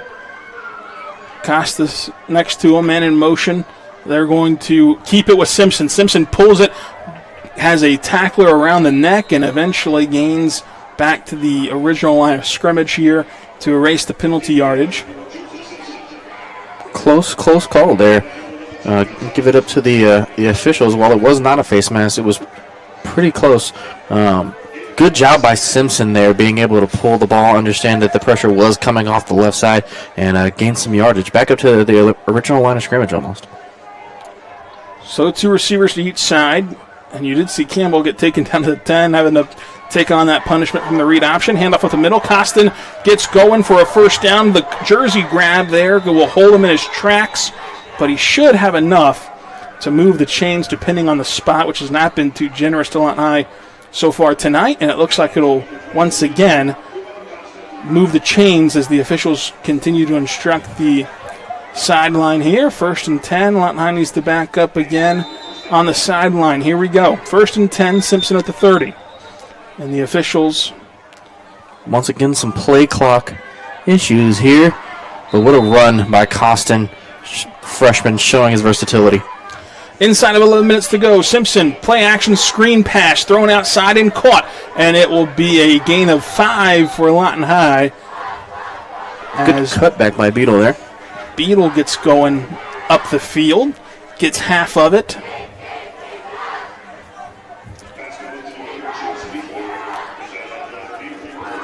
So Lawton High on the move. Simpson has Costin on his hip. Gets the snap, drops back to throw. Staring down the screen now, going to go up top. Has a man caught there on the back shoulder and then dropped on the way to the ground. Past the 40-yard line. They tried to connect with the big fella. Couldn't do it. Unfortunate. It was a good run there by Beckett Stores, trying to get down to the edge there. Just unfortunate time. Couldn't hold on to the ball. Couldn't survive the ground. So now we're back inside and 3rd down. So 3rd and 5. Simpson had the right idea that play. Brings a man in motion. Beetle goes behind the action, now cuts back forward. The pullback by Simpson has a first down. And Joseph Simpson taken down at the 45. Good pull there by Simpson. Nice job doing the read option here in the second half compared to the first half. Not more running room. Good job by the lineman here, creating these holes for Simpson to easily decide whether or not he wants to pull the ball or not. 1st and 10. Clock goes to 10:24 and counting here in the Sovereign Bank third quarter. Simpson brings back into motion Beadle. Beadle now will take the handoff up the gut. The convoy of Wolverines tried to clear a hole for him. He's still on his feet around the 50. Stop there. But a nice gain of at least 4 on that carry. Good physical run there by Beadle. It seems that they've worked out the kink on the false start penalties they got there. Roughly the same motion, being able to actually move forward this time. Getting behind the quarterback probably to avoid the call. But great speed, great strength by Beadle, being able to break off a couple tackles, gaining some good yardage. And in motion again is Beadle. Again goes behind the play, and again has a play action for the pass. Tried the screen play, incomplete. And it will be 3rd and 6. And the officials will throw down a piece of cloth around the 40 as the white hat eventually has his crew stumbling to the 50-yard line for play to resume. Looked like it was a discussion to see whether or not that was going to be intentional grounding, but I think they determined he was outside of the pocket. So 3rd and 6, Simpson gets him to jump. No call yet. And so Enid gets the benefit of the 9 lives typically reserved for the Big Cat. Wolverines going to look and try to run with Simpson. Simpson with blockers ahead for a first down. Simpson taken down at the 40-yard line. But not after getting another first down for the Wolverines. Simpson making it happen with his legs. So reset the chains. 1st and 10 from around the 40.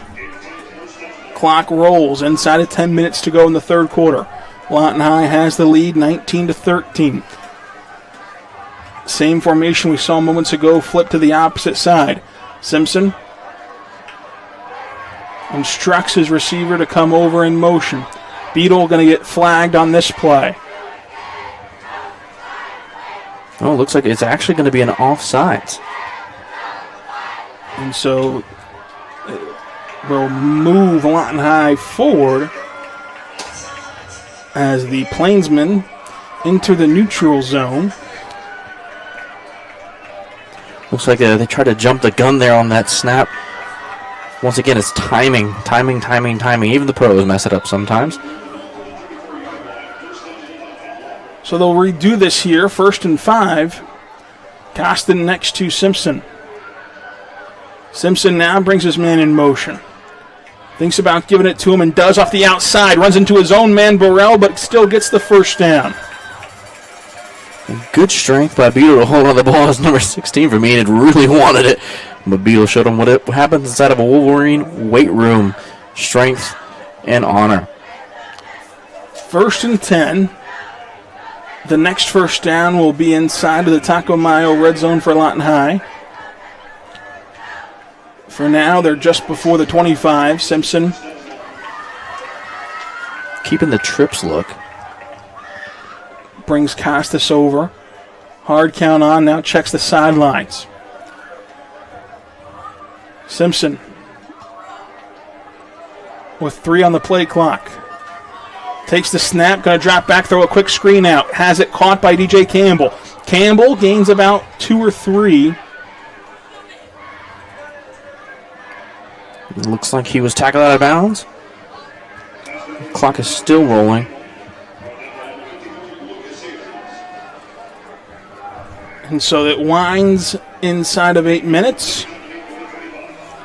As Lawton High is loving this formation to start the second half for good reason. The offense really moving as the play action rollout. Simpson going to throw it to the flats with Burrell. Burrell caught, pays the price, but gets around the 20-yard line. Knocking on the door of the Taco Mayo red zone depending on the spot. And they're going to be, looks like a right on the 21. Just shy. Just shy of the red zone, and it does bring up 3rd and short. Arguably 2-down territory for this Lawton High offense, the way that they can move the ball on the ground. Especially with the speed of these receivers, the speed of Simpson, and the vision of Costin, the running back. Costin next to Simpson, man in motion. They're going to run that jet sweep, and they get it to him. He's taken down for a loss. Now it sets up a more interesting decision for Lorenzo Williams and company.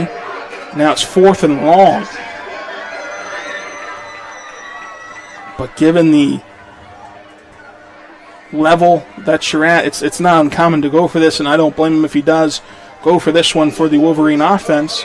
And it looks like Simpson will stay on the field as he gets the play call in from the sidelines. Defense is ready on the sideline, but I do have a lot of faith in Simpson here, especially with it only being, looks like a fourth and 8, fourth and 7 to get this yardage with his legs. Simpson brings him in motion. It's Beadle. Beadle goes back out. Simpson going to throw over the middle, incomplete. And so another turnover on downs for the Lawton High offense, and the defense will have to serve in kind to keep this lead over the Plainsmen. I think it was a good decision there for Simpson to get the pass to Beadle. Looks like they just weren't on the same page again. A little bit of an inside throw. Beadle was trying to get more vertical. So 1st and 10 for Hernandez and company.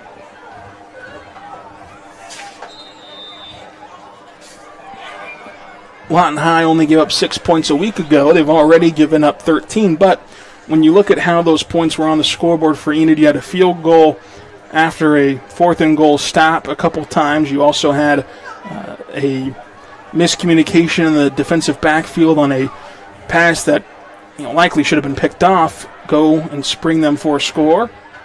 And now Hernandez will take it himself on the design quarterback run with nowhere to go. Good stop there. Try to come up right at the middle. Unfortunately was met by the wonderful Wolverine defensive line. Closing that gap. Driving him back for it looks like a loss of 1 or 2. And that's why you still have a lot of confidence in Lawton High's defense. I mean, their front seven has been really good. They just need to tighten down a little bit, as to be expected in week 1. And so it's going to be a good year for Lawton High defensively if the first game and a half is any indication. That's a good front here. Being able to get in the backfield consistently. Linebackers being able to stop the edge run. And as far as I'm concerned, the only lackluster thing here is going to be zone defense. Man-to-man is impeccable. Hernandez sprints out and has to throw it away with pressure coming immediately. Once again, that pressure on the Enid quarterback, tossing it out of bounds, as we've seen quite frequently tonight. So 3rd and long. The money down for the Wolverines, trying to get this ball back for their offense that stalled out on a turnover on downs around the same spot of the field. And especially in this 3rd and 12 situation here, you want to provide maybe one more rusher on the quarterback. But playing man defense here seems to be the Wolverines' bread and butter for tonight anyways, especially against this Enid offense. So Hernandez, shotgun. 2 receivers to the far side, 1 to the near side. Whistles blow before the snap. Penalty. Looks like a delayed game. So that'll back up the Plainsmen. We'll definitely see a shot downfield in their near future, or they may just entice a run to give their punter a little bit of breathing room, not be so close to their goal line. But I think that we might actually see a pass here. Hernandez gets the snap, going to drop back to throw. Looking downfield, throws it up, miscommunication, nobody home as the receiver stopped. The quarterback wanted him to keep going as he had one-on-one on the outside, but nonetheless brings up 4th and long, and they exchange units as the punt team comes on for the Plainsmen. Good pass deflection there by the 50-yard line as we have the Wolverines back here ready to return a punt.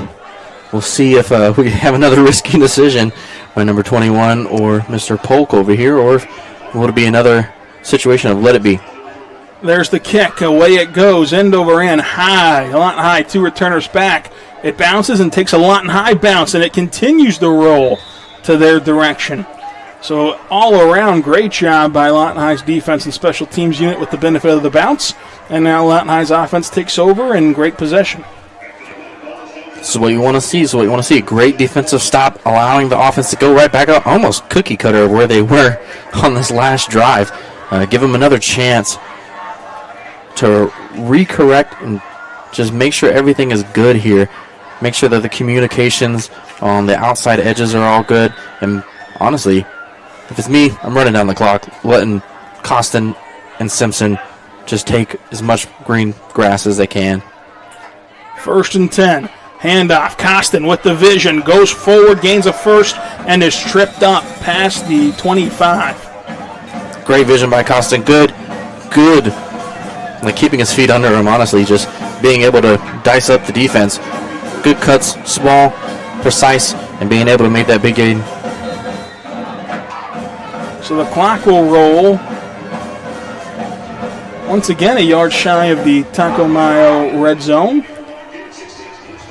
Knocking on the door of it here. Simpson in the pistol brings Costin over. Going to give it to Costin again. Costin now breaks down the door of the Taco Mayo red zone and makes it 2nd and manageable. Freshman showing his strength there. Not going down after the first hit and honestly just being stood up. Well, with a couple of Enid players on the ground holding his leg style. So about 2nd and 7. Simpson gets the snap. Going to keep it himself now after trying for the screen. Cuts back inside. Simpson tripped up at the 10-yard line. 1st and 10 and 1st and goal for Lawton High. Well, if you haven't seen it before, there was a spooked zebra on the field there as Simpson was barging at him for a second. And then a nice little cut to the left and a great game by Simpson. Good decision there to pull the ball. Great blocking by that offensive line.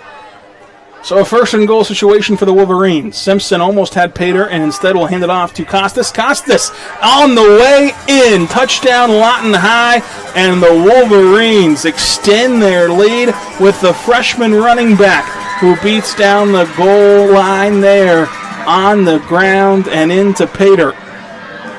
Great decision there. Great route running. Great everything, honestly. What a great job. Honestly, like a great combo from Taco Mayo on the Taco Mayo red zone there.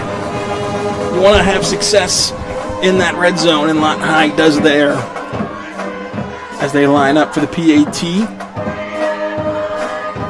They're 1 for 1 on the kick. This one on the ground. Burrell got to scoop it. A fire drill breaks out. Burrell gets a man to jump in the air. He reverses field, and Braden Burrell trots in.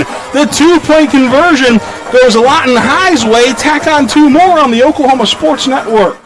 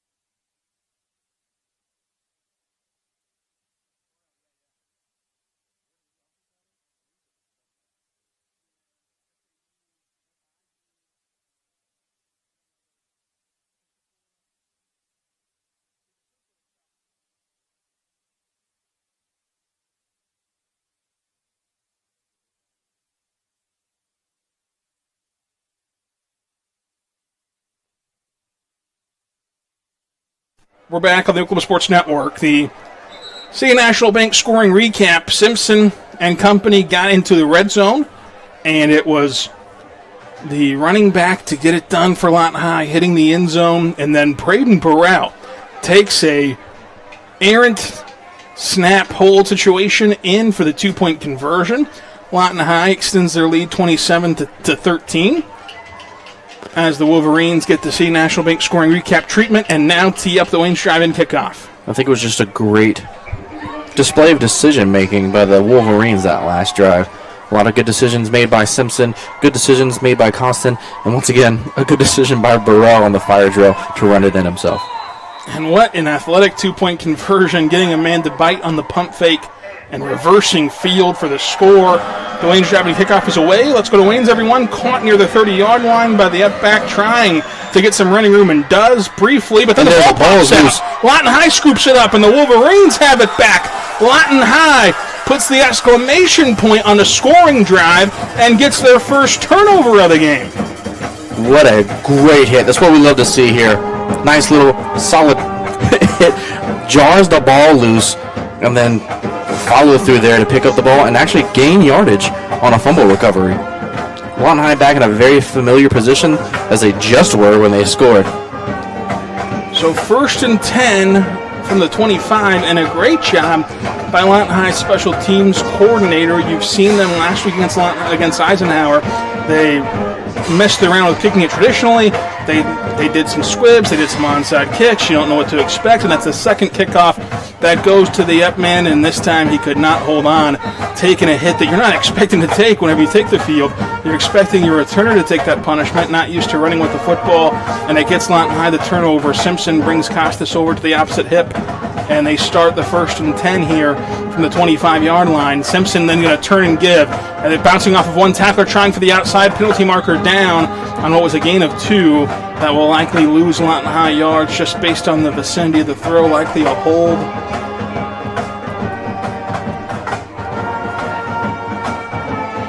You're going to call a false start due to Campbell actually moving forward during the motion here. Not so much like Beetle, where Beetle was coming backwards and stopping. Campbell actually kind of came around and went forward, almost like you see in the Canadian Football League. Well, Lawton High will keep it first down, but now has to go 15 yards to extend this drive. Inside of 3 minutes to go in the Sovereign Brink third quarter. Wolverines trying to get set. Burrell, the offset tight end. Simpson going to look for the screen, now going to take off and run. Simpson cuts backfield, now reversing fully and gains that penalty yardage back for the Wolverines, and 2nd and 10 is upcoming. Good decision there. Went inside, wanted to go outside, didn't have the room, cut back inside, made a couple linebackers miss, just got tripped up by that outside linebacker right there. So Simpson alone in the shotgun. Takes the snap, going to drop back, throw the screen pass. The blocker can't get set, it's incomplete. And it did a big benefit to the Wolverine offense for that pass to fall to the turf harmlessly. Yeah, almost looked like a hospital ball for Campbell there, but a little short, hit the ground. Campbell was able to just hit the ground. No harm, no foul. Just a loss of a down. And with the talent on the Wolverines, they're definitely going to be able to push this back up. So Lawton High takes their first Comanche Home Center timeout of the second half. We'll take it with them on the Oklahoma Sports Network.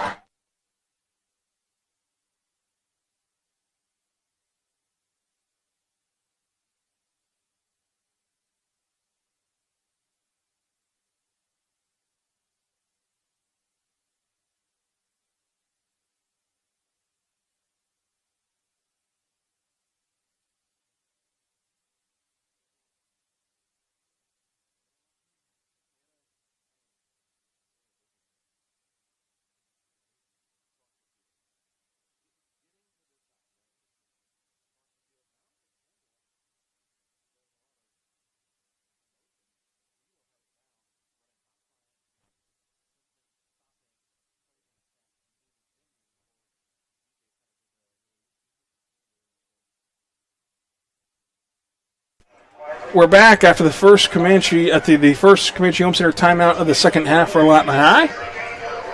They have 2 remaining for the rest of the ball game. Used all 3 in the first half, as did Enid.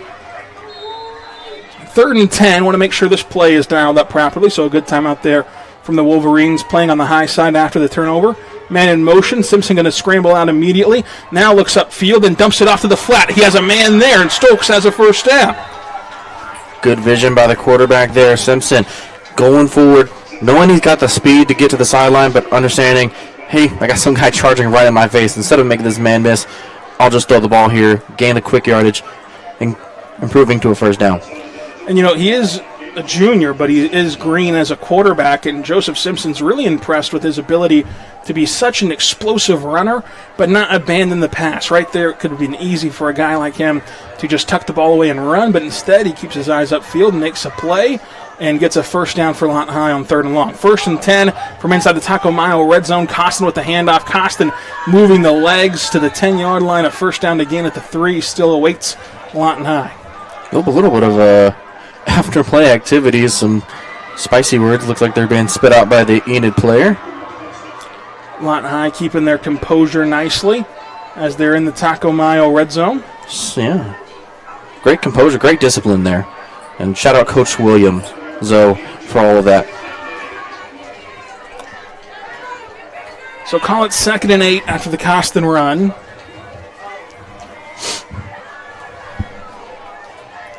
third quarter nearing an expiration with Lawton High leading the charge here. Handoff again. Costin again finds the hole, and he's still going to push forward and bring the football at the 5-yard line, only a couple yards shy of the first down.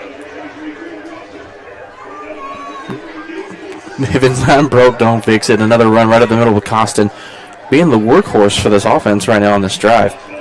He got the touchdown last drive. Looking for another one here, and Lawton High could take this to the 4th if they want to, based on the game and play clock. It looks like Zoe might want another play. And I think he's just going to let it go.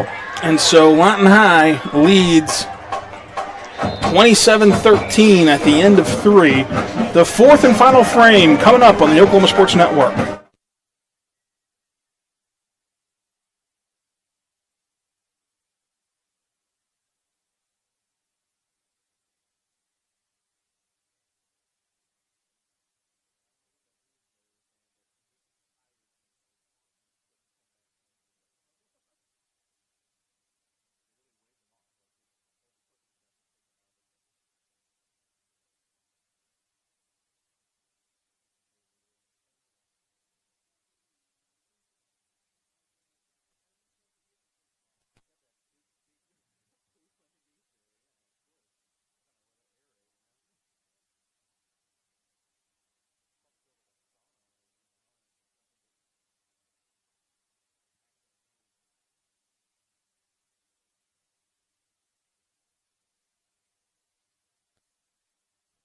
We're back on the Oklahoma Sports Network at the end of the third quarter. Lawton High threatening to score again. The Wolverines inside the Taco Mayo red zone already after the turnover on the kickoff. Forcing the fumble did the Wolverines to get the possession right back after their score. The final 12 minutes are on the clock for the Lawton Fire Department fourth quarter. I think we're going to see a couple. Let's see, it's only 3rd and 2. I think we're going to see a nice little run play to either gain the 2 yards or score. And if they gain the 2 yards, then it might just be a couple more run plays to shove it down their throat into the end zone. Looks like the Baker belt is in there as you called it. I like that formation name. It should be the official one if it's not already. Baker drops the snap. Baker falls on it, and that will take it down to the 9-yard line at the 10, really. And it's still, the first down is out there at the 3. So you can keep the offense on the field if you want to for Lawton High, or you can take your points. Looks like they're going to shuffle back on Simpson to take this snap. Beadle joins him. Quick little substitution here. Get another big man out there. Get some speedy receivers out there with Beadle and Campbell. And the Lawton cheer team over here getting loud.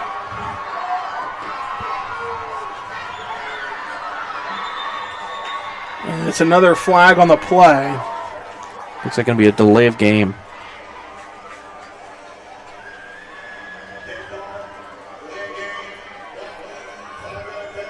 Lawton High had a little bit of trouble with the delay of games a year ago. They've cleaned that up this season, but that's a costly one. And the offense still on the field for what's now turned into 4th and long. There is a first down marker for Lawton High around the 3-yard line. You obviously go for it here as the Wolverines because you know your defense is not going to allow Enid to get outside of this position. Just let your offense perform. A nice tight formation. Simpson going to trot back to throw. Now going to reverse field. Keeps his eyes down there. Lofts it into the end zone. Has a man, and it's almost picked off in the end zone. A penalty marker is down. It's incomplete on the throw, and this will likely be holding against Lawton High. And it should just be declined for the turnover on downs. If you're Enid, you would expect. And that seems to be...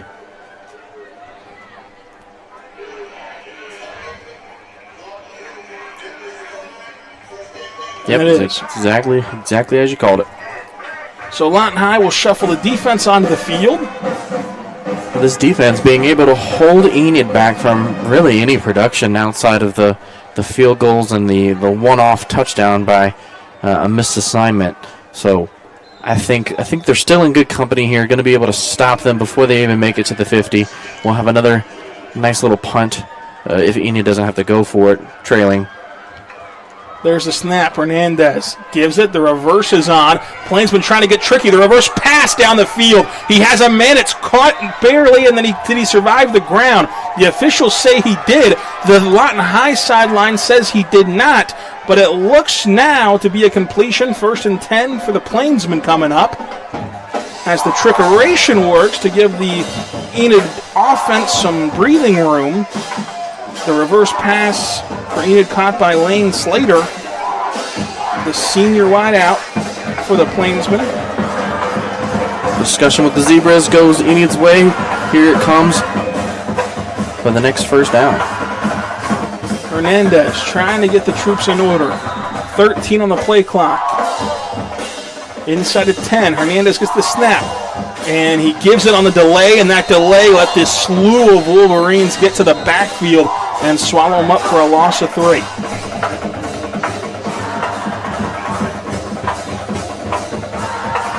We'll still see if my guess of keeping him behind the 50 holds true. It looks like it's going to, minus the one little chunk play there that honestly could have went either way. So it's 2nd and long.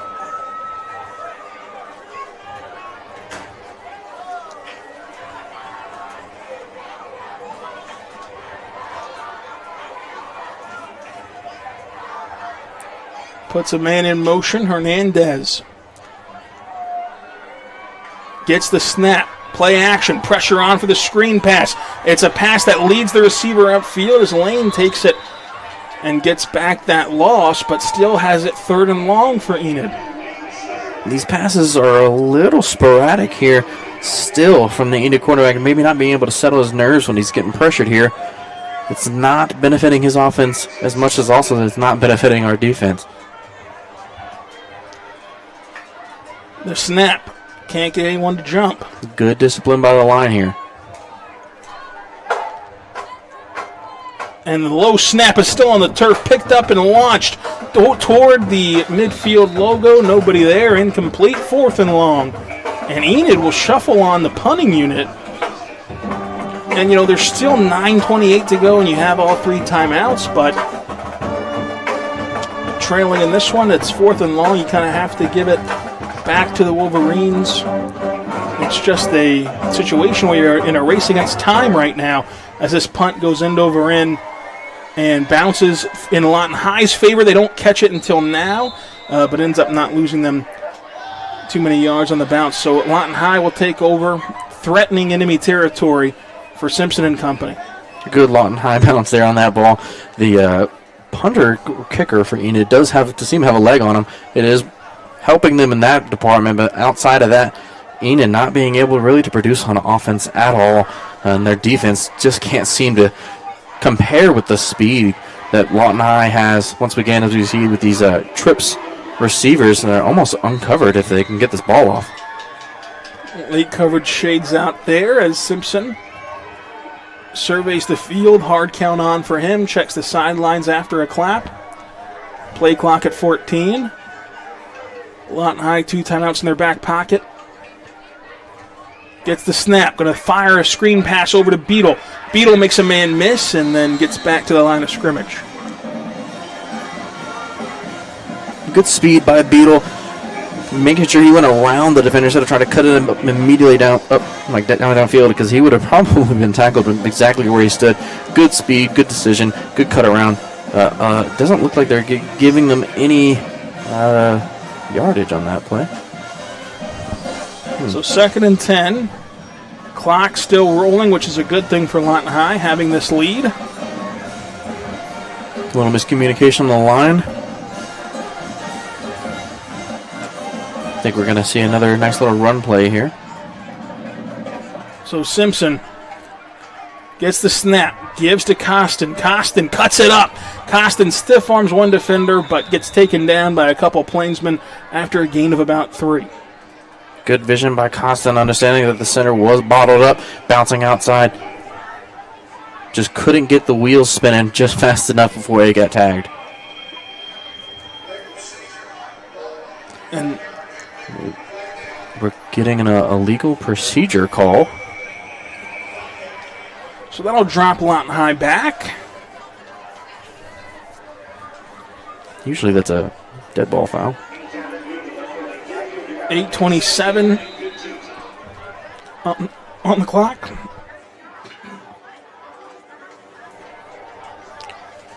And it's going to be second and long. Simpson brings a man over. Takes the snap. Shuffles with it. Keeps it himself. Goes into a pile of Plainsmen. Gains maybe a yard. Might have been better to hand that one off to Campbell there, as his speed was fully accelerated. May have gotten a little bit of an edge on here on the outside. Timeout on the field from the officials.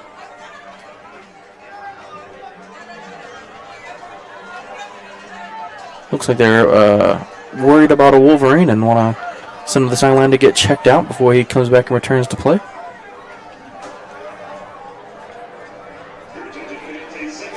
So Lawton High will now be set. Clock will roll again. Inside of 8 minutes to go in the final frame from the Lawton Fire Association, proudly serving the community and supporting it. Whistles blow on the far sideline now.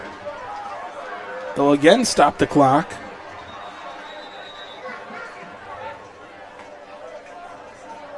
Not sure what the Zebras are conferring here with.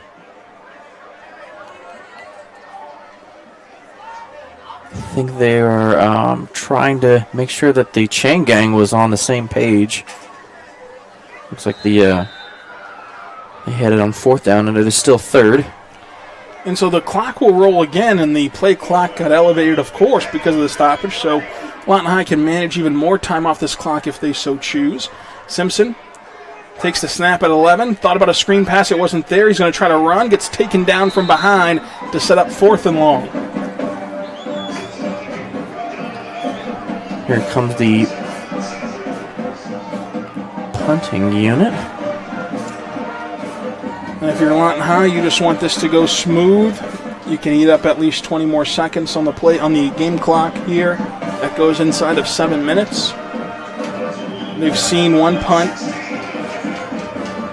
come back and backfire on them with a botched operation. The beauty of the line drive punt here by Lawton High is the fact that they have such good speed coming off the edges and are able to actually run underneath that ball. And the punter had trouble getting it out of his gut. The fair catch made past the 40. And the Plainsmen now will take over, needing to score with 6:40 to go. Close one there with Polk. Fair catch. Still dove at his legs, but didn't make any contact. So, nice way to dodge the penalty there. Pretty close one. 1st and 10, Enid will take over past the 40.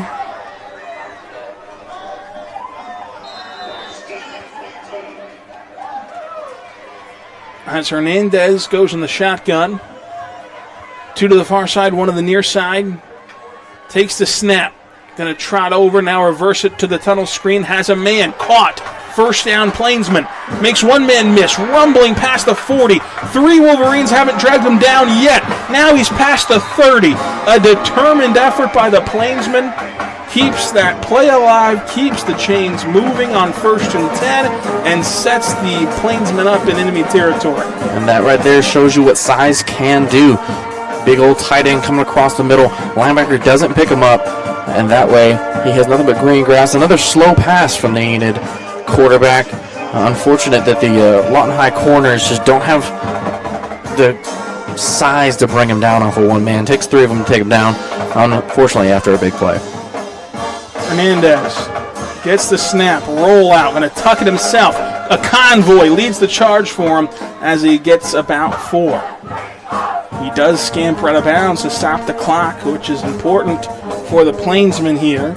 They do have all 3 timeouts, but with as effective as Lawton High's running game is, you're still going to be fighting that game clock the rest of the way for Enid. I just don't see the physical possibility of Enid being able to pull this one out. Even if they score here, it's just not going to be feasible for them to get the ball back from the Wolverines, especially how great their running game is. Even though they have the 3 timeouts, all it's going to take is 1 or 2 first downs from the Wolverines, and they've been able to produce that almost every drive. Hernandez takes the snap, hands it off up the middle, and this is going to be a Wolverine stop. Big number 11 for the Enid is a running back, also the same person that plays linebacker. Nice little two-way player for Enid. Held up in the backfield by 3 Wolverines as they were able to bust through the Enid line. 3rd and 10. Plainsman staring down the barrel of 0-2. Lawton High looking for 2-0. This 3rd down will be huge for both sides. Lawton High band getting into it now, giving some support to their Wolverines on the field, hyping them up. Hernandez takes the snap, going to drop back to throw. Pressure in his face. He's got to dodge it. Now he's just swimming around in the backfield, and he has to slide down at the 50-yard line, and you're going to see the Plainsmen face 4th and 2 country miles as the time keeps ticking, and Lawton High can really feel it now. We're looking at, I mean, what is this? This is, it's definitely going to be a punt. We're talking about 4th and almost 30. Having to punt from here, almost a proverbial waving of the white flag for Enid. And we have a timeout on the field. Lawton High takes it to make sure they're in line with everything. We'll take it with them on the Oklahoma Sports Network.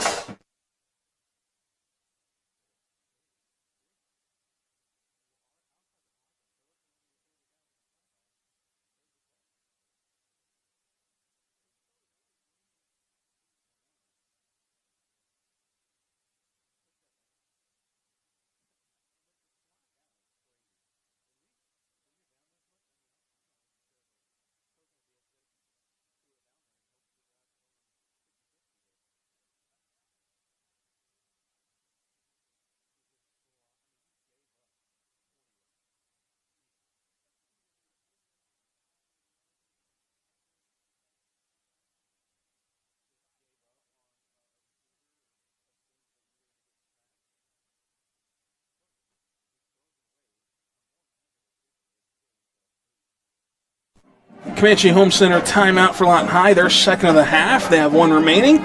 Enid lines up the punt down 27-13 with just 4:58 to go. And it's all over but the crying as the penalty marker comes down. Lawton High fields at the 20-yard line, gets hit after the catch, and the penalty marker is at the 50. The immediate flag came out as soon as the ball was snapped. We'll see what that's about. It looks like it might be a...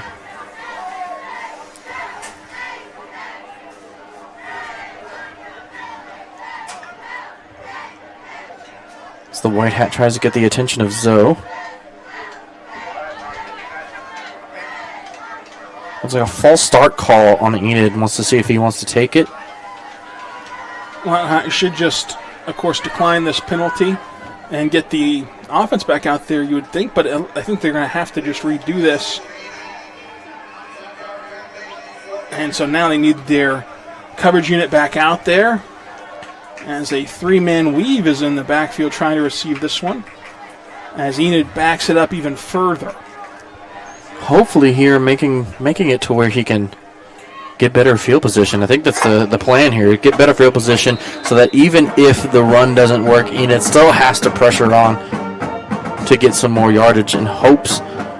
And there's the punt, caught and taken down immediately, but a nice clean catch, even though he had to pay the price for it. So now Lawton High gets the football at the 4:43 mark. Then no added time back for the penalty, so that's a great news for Lawton High, as they're going to put this one on ice offensively. Probably would have been a little bit safer there. Called for a fair catch. Kind of risky to dive in for the ball on a punt, knowing that the tackler's only a couple yards away. But it works out for the Wolverines. And I think with only 4 minutes and 43 seconds left in the quarter, this should be a chalked up win. So Simpson turns, gives. Costin now trying for the outside. Makes a man miss, and Costin scampers his way outside right around that first down marker. Could have gotten the first on the first play from scrimmage, depending on the spot.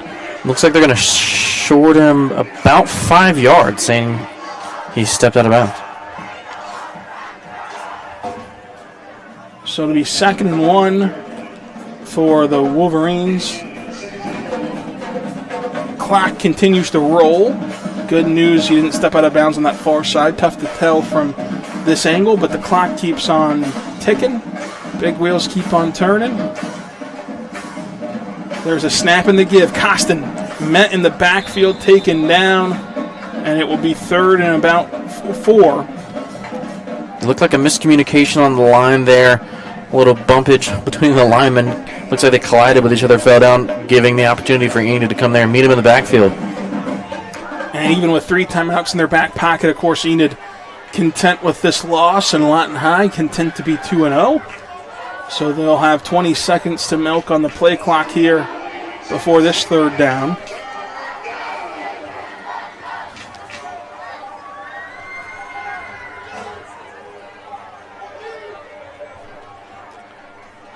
Four on the play clock here for Lawton High. They get the snap. Simpson going to drop back to throw. Joseph Simpson tosses it outside to Storkin. Storkin hit hard, but a penalty marker is down as the fighting is out there by Enid, and Enid is just scrounging up on the Lawton High receiver. There's going to be a flag down on him.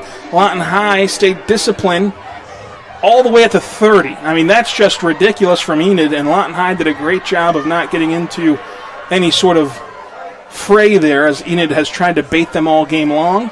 And I cannot stress this enough. The actual play is happening on the opposite side of the 30 from where that Enid player elected to take the Lawton High player to the ground and start wailing on him on the turf.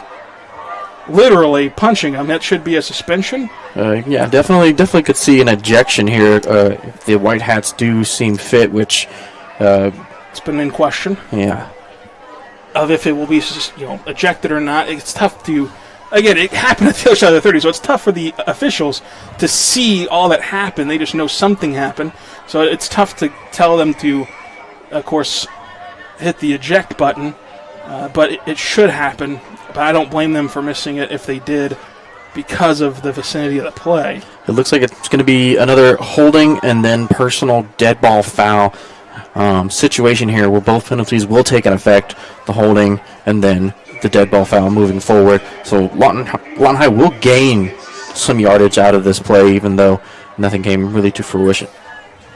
That's just a great job by the Wolverines. Again, you can't praise the players, the coaches enough. They were prepared for, let's say, the antics of Enid, and they have not played into it whatsoever. A great show of discipline and control, and shout out to Coach Zoe for instilling that into these young men, knowing, hey, let them bully you, right? We'll take the 15. Yeah. Take the win as well. Just whipping up on Enid to the point of submission. They don't go for it on that 4th and long. They're not burning any of their timeouts. They know the deal on the sideline. Need to stress the message to the players. This one is over. As the Zebras are still discussing with the Enid coach, with the doomed 3 minutes of Enid football left, that's just going to lead to an 0-2 record. Yeah, I mean, we should just be running this clock right now. They don't want to be here, and Lawton High can get back home 2-0. Exactly, yeah. It's almost time for the Scream Team Why You Leaving chant to They never got pursue. here. That's why they're leaving. They never showed up on the other sideline. The Hanta Yo chants get out of the way. Lawton High, again, deserves a lot of credit on the field, but also off the field. We talked about this pregame. The Wolverine faithful outnumbered the Enid crowd, and this is a long trip from Lawton. So great to see the community support of the Wolverines. 2.5 hour drive for most of these Wolverine fans, and they showed full support. And I would almost say that support played a hand in a 27-13 lead here for the Wolverines. So we got the details from that brouhaha cleared up. 1st and 10 Wolverines. Play clock reset. Clock should be rolling. Wolverines.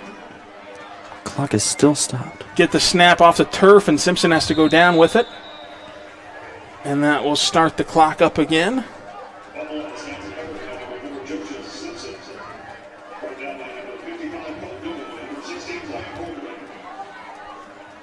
So 2nd and 13.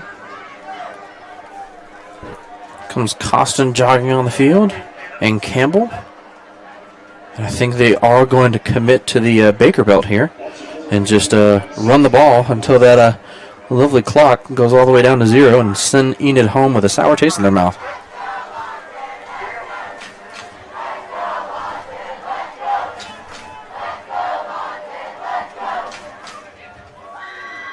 Couple blowout losses to start the Plainman season and a couple blowout wins for Lawton High. They'll take a Comanche Home Center timeout and relish in it here on the Oklahoma Sports Network.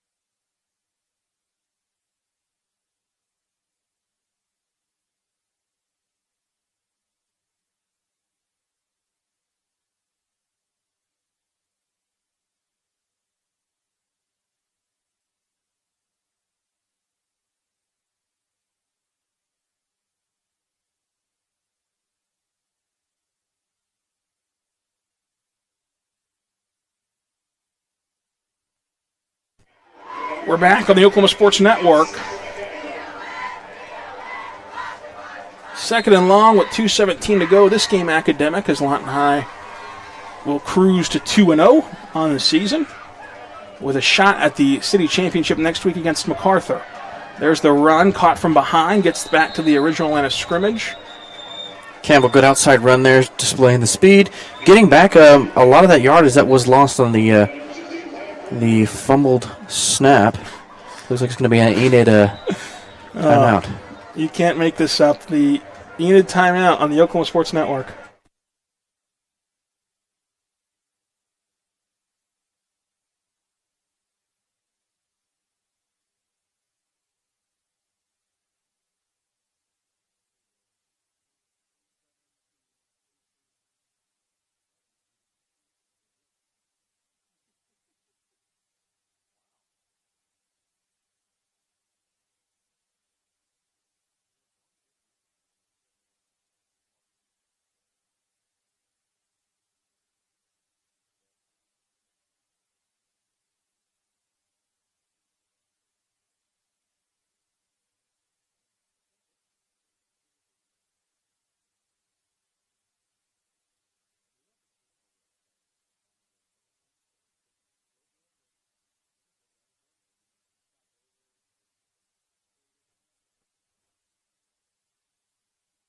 We're back on the Oklahoma Sports Network. The Wolverines have it 3rd and 9 after the Enid timeout, their first of the half, even though they've quite literally waved the white flag here. Why not start burning them now if you're the Plainsmen when the game's already over?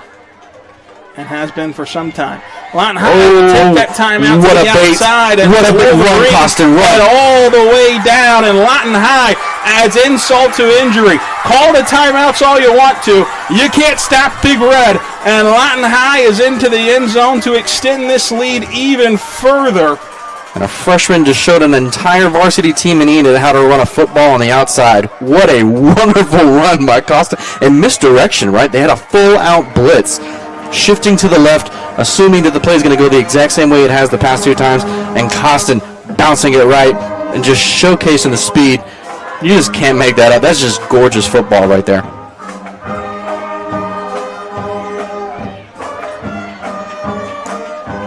So Enid waits until 2 minutes on the clock to call their first timeout in a game that has been long over. And Lawton High says, thank you very much. We'll go ahead and run this into the end zone after the ejection from the Plainsmen on a horrifically unnecessary roughness play. Inside of 2 minutes, the Wolverines will kick the PAT.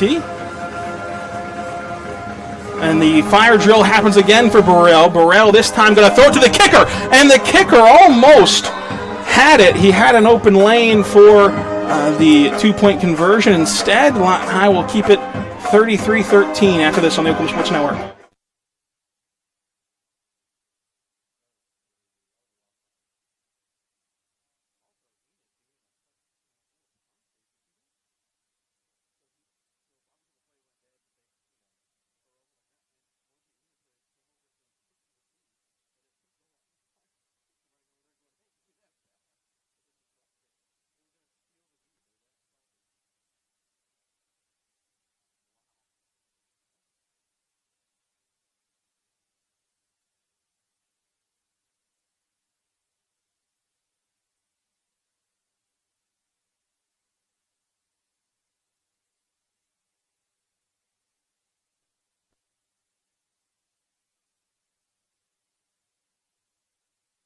We're back on the Oklahoma Sports Network. The Lawton High Wolverines have a commanding 33-13 lead inside of 2 minutes to go as they tee up the Wayne's Drive-In kickoff. The City National Bank scoring recap.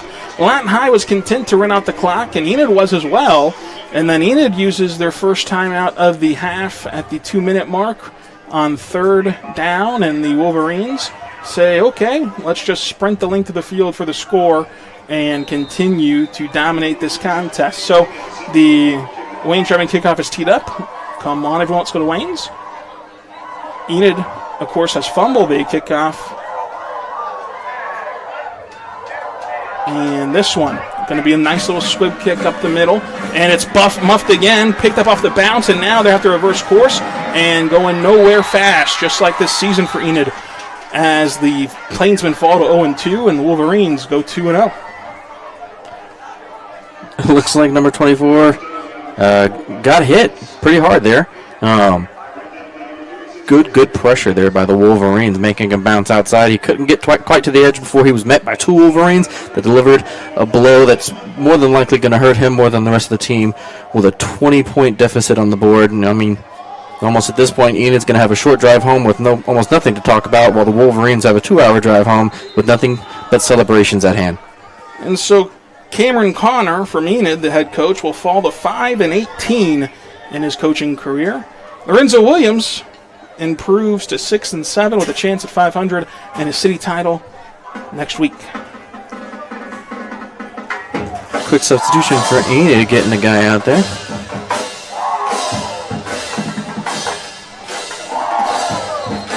Quick hurry-up offense, and we have a delay of game on the first play out of the kickoff. I mean, that's just malpractice, right? Oh, man. First play after the kickoff, after you so desperately wanted the football back and you can't get the play, and you hate to see that for the Plainsmen. It's almost negligence at this point. It's just, you understand the game's over, just run the clock out, run the ball. Don't let your boys get injured out here just doing random plays. Or maybe in his eyes, it's a great time to test out some new plays that haven't really worked in the past. Penalty marker down again, as the refs never awarded the timeout to Lawton High, I don't think, and I don't know what's going on here.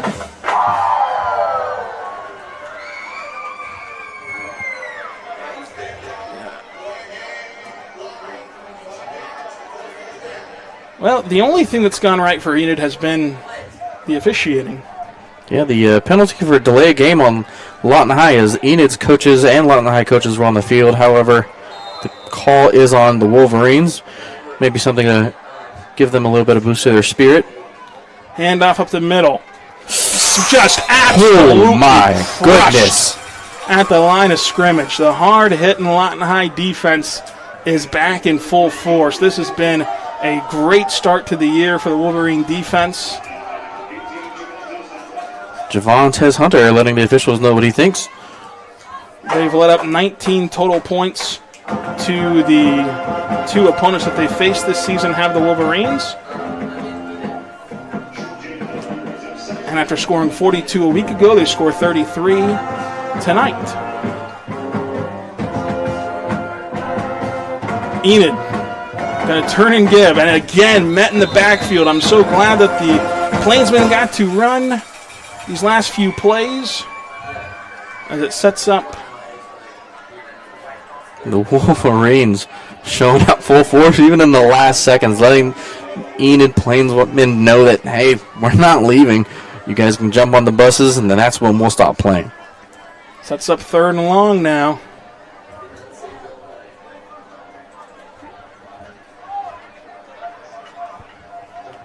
Under 30 seconds to play on 3rd and long. Hernandez turns and gives right up the gut. Nowhere to run.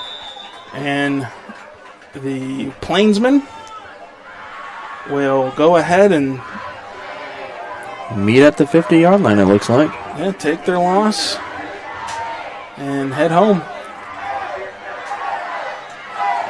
Well, nothing like the big red Wolverines coming through, screaming Hansa Yo, and winning another game on the road. Great game for Zoe. Great game for the Wolverines. Another great display of offense, 30 points. Lawton High gets the win. The scoreboard already shuts off, and it should, as the Wolverines crush Enid here in Enid, Oklahoma. And Lawton High starts out 2-0 this year with a shot for 3-0 and a city title on deck next week against MacArthur. It'll be good to be back in the friendly confines of Cameron Stadium in beautiful Lawton, Oklahoma.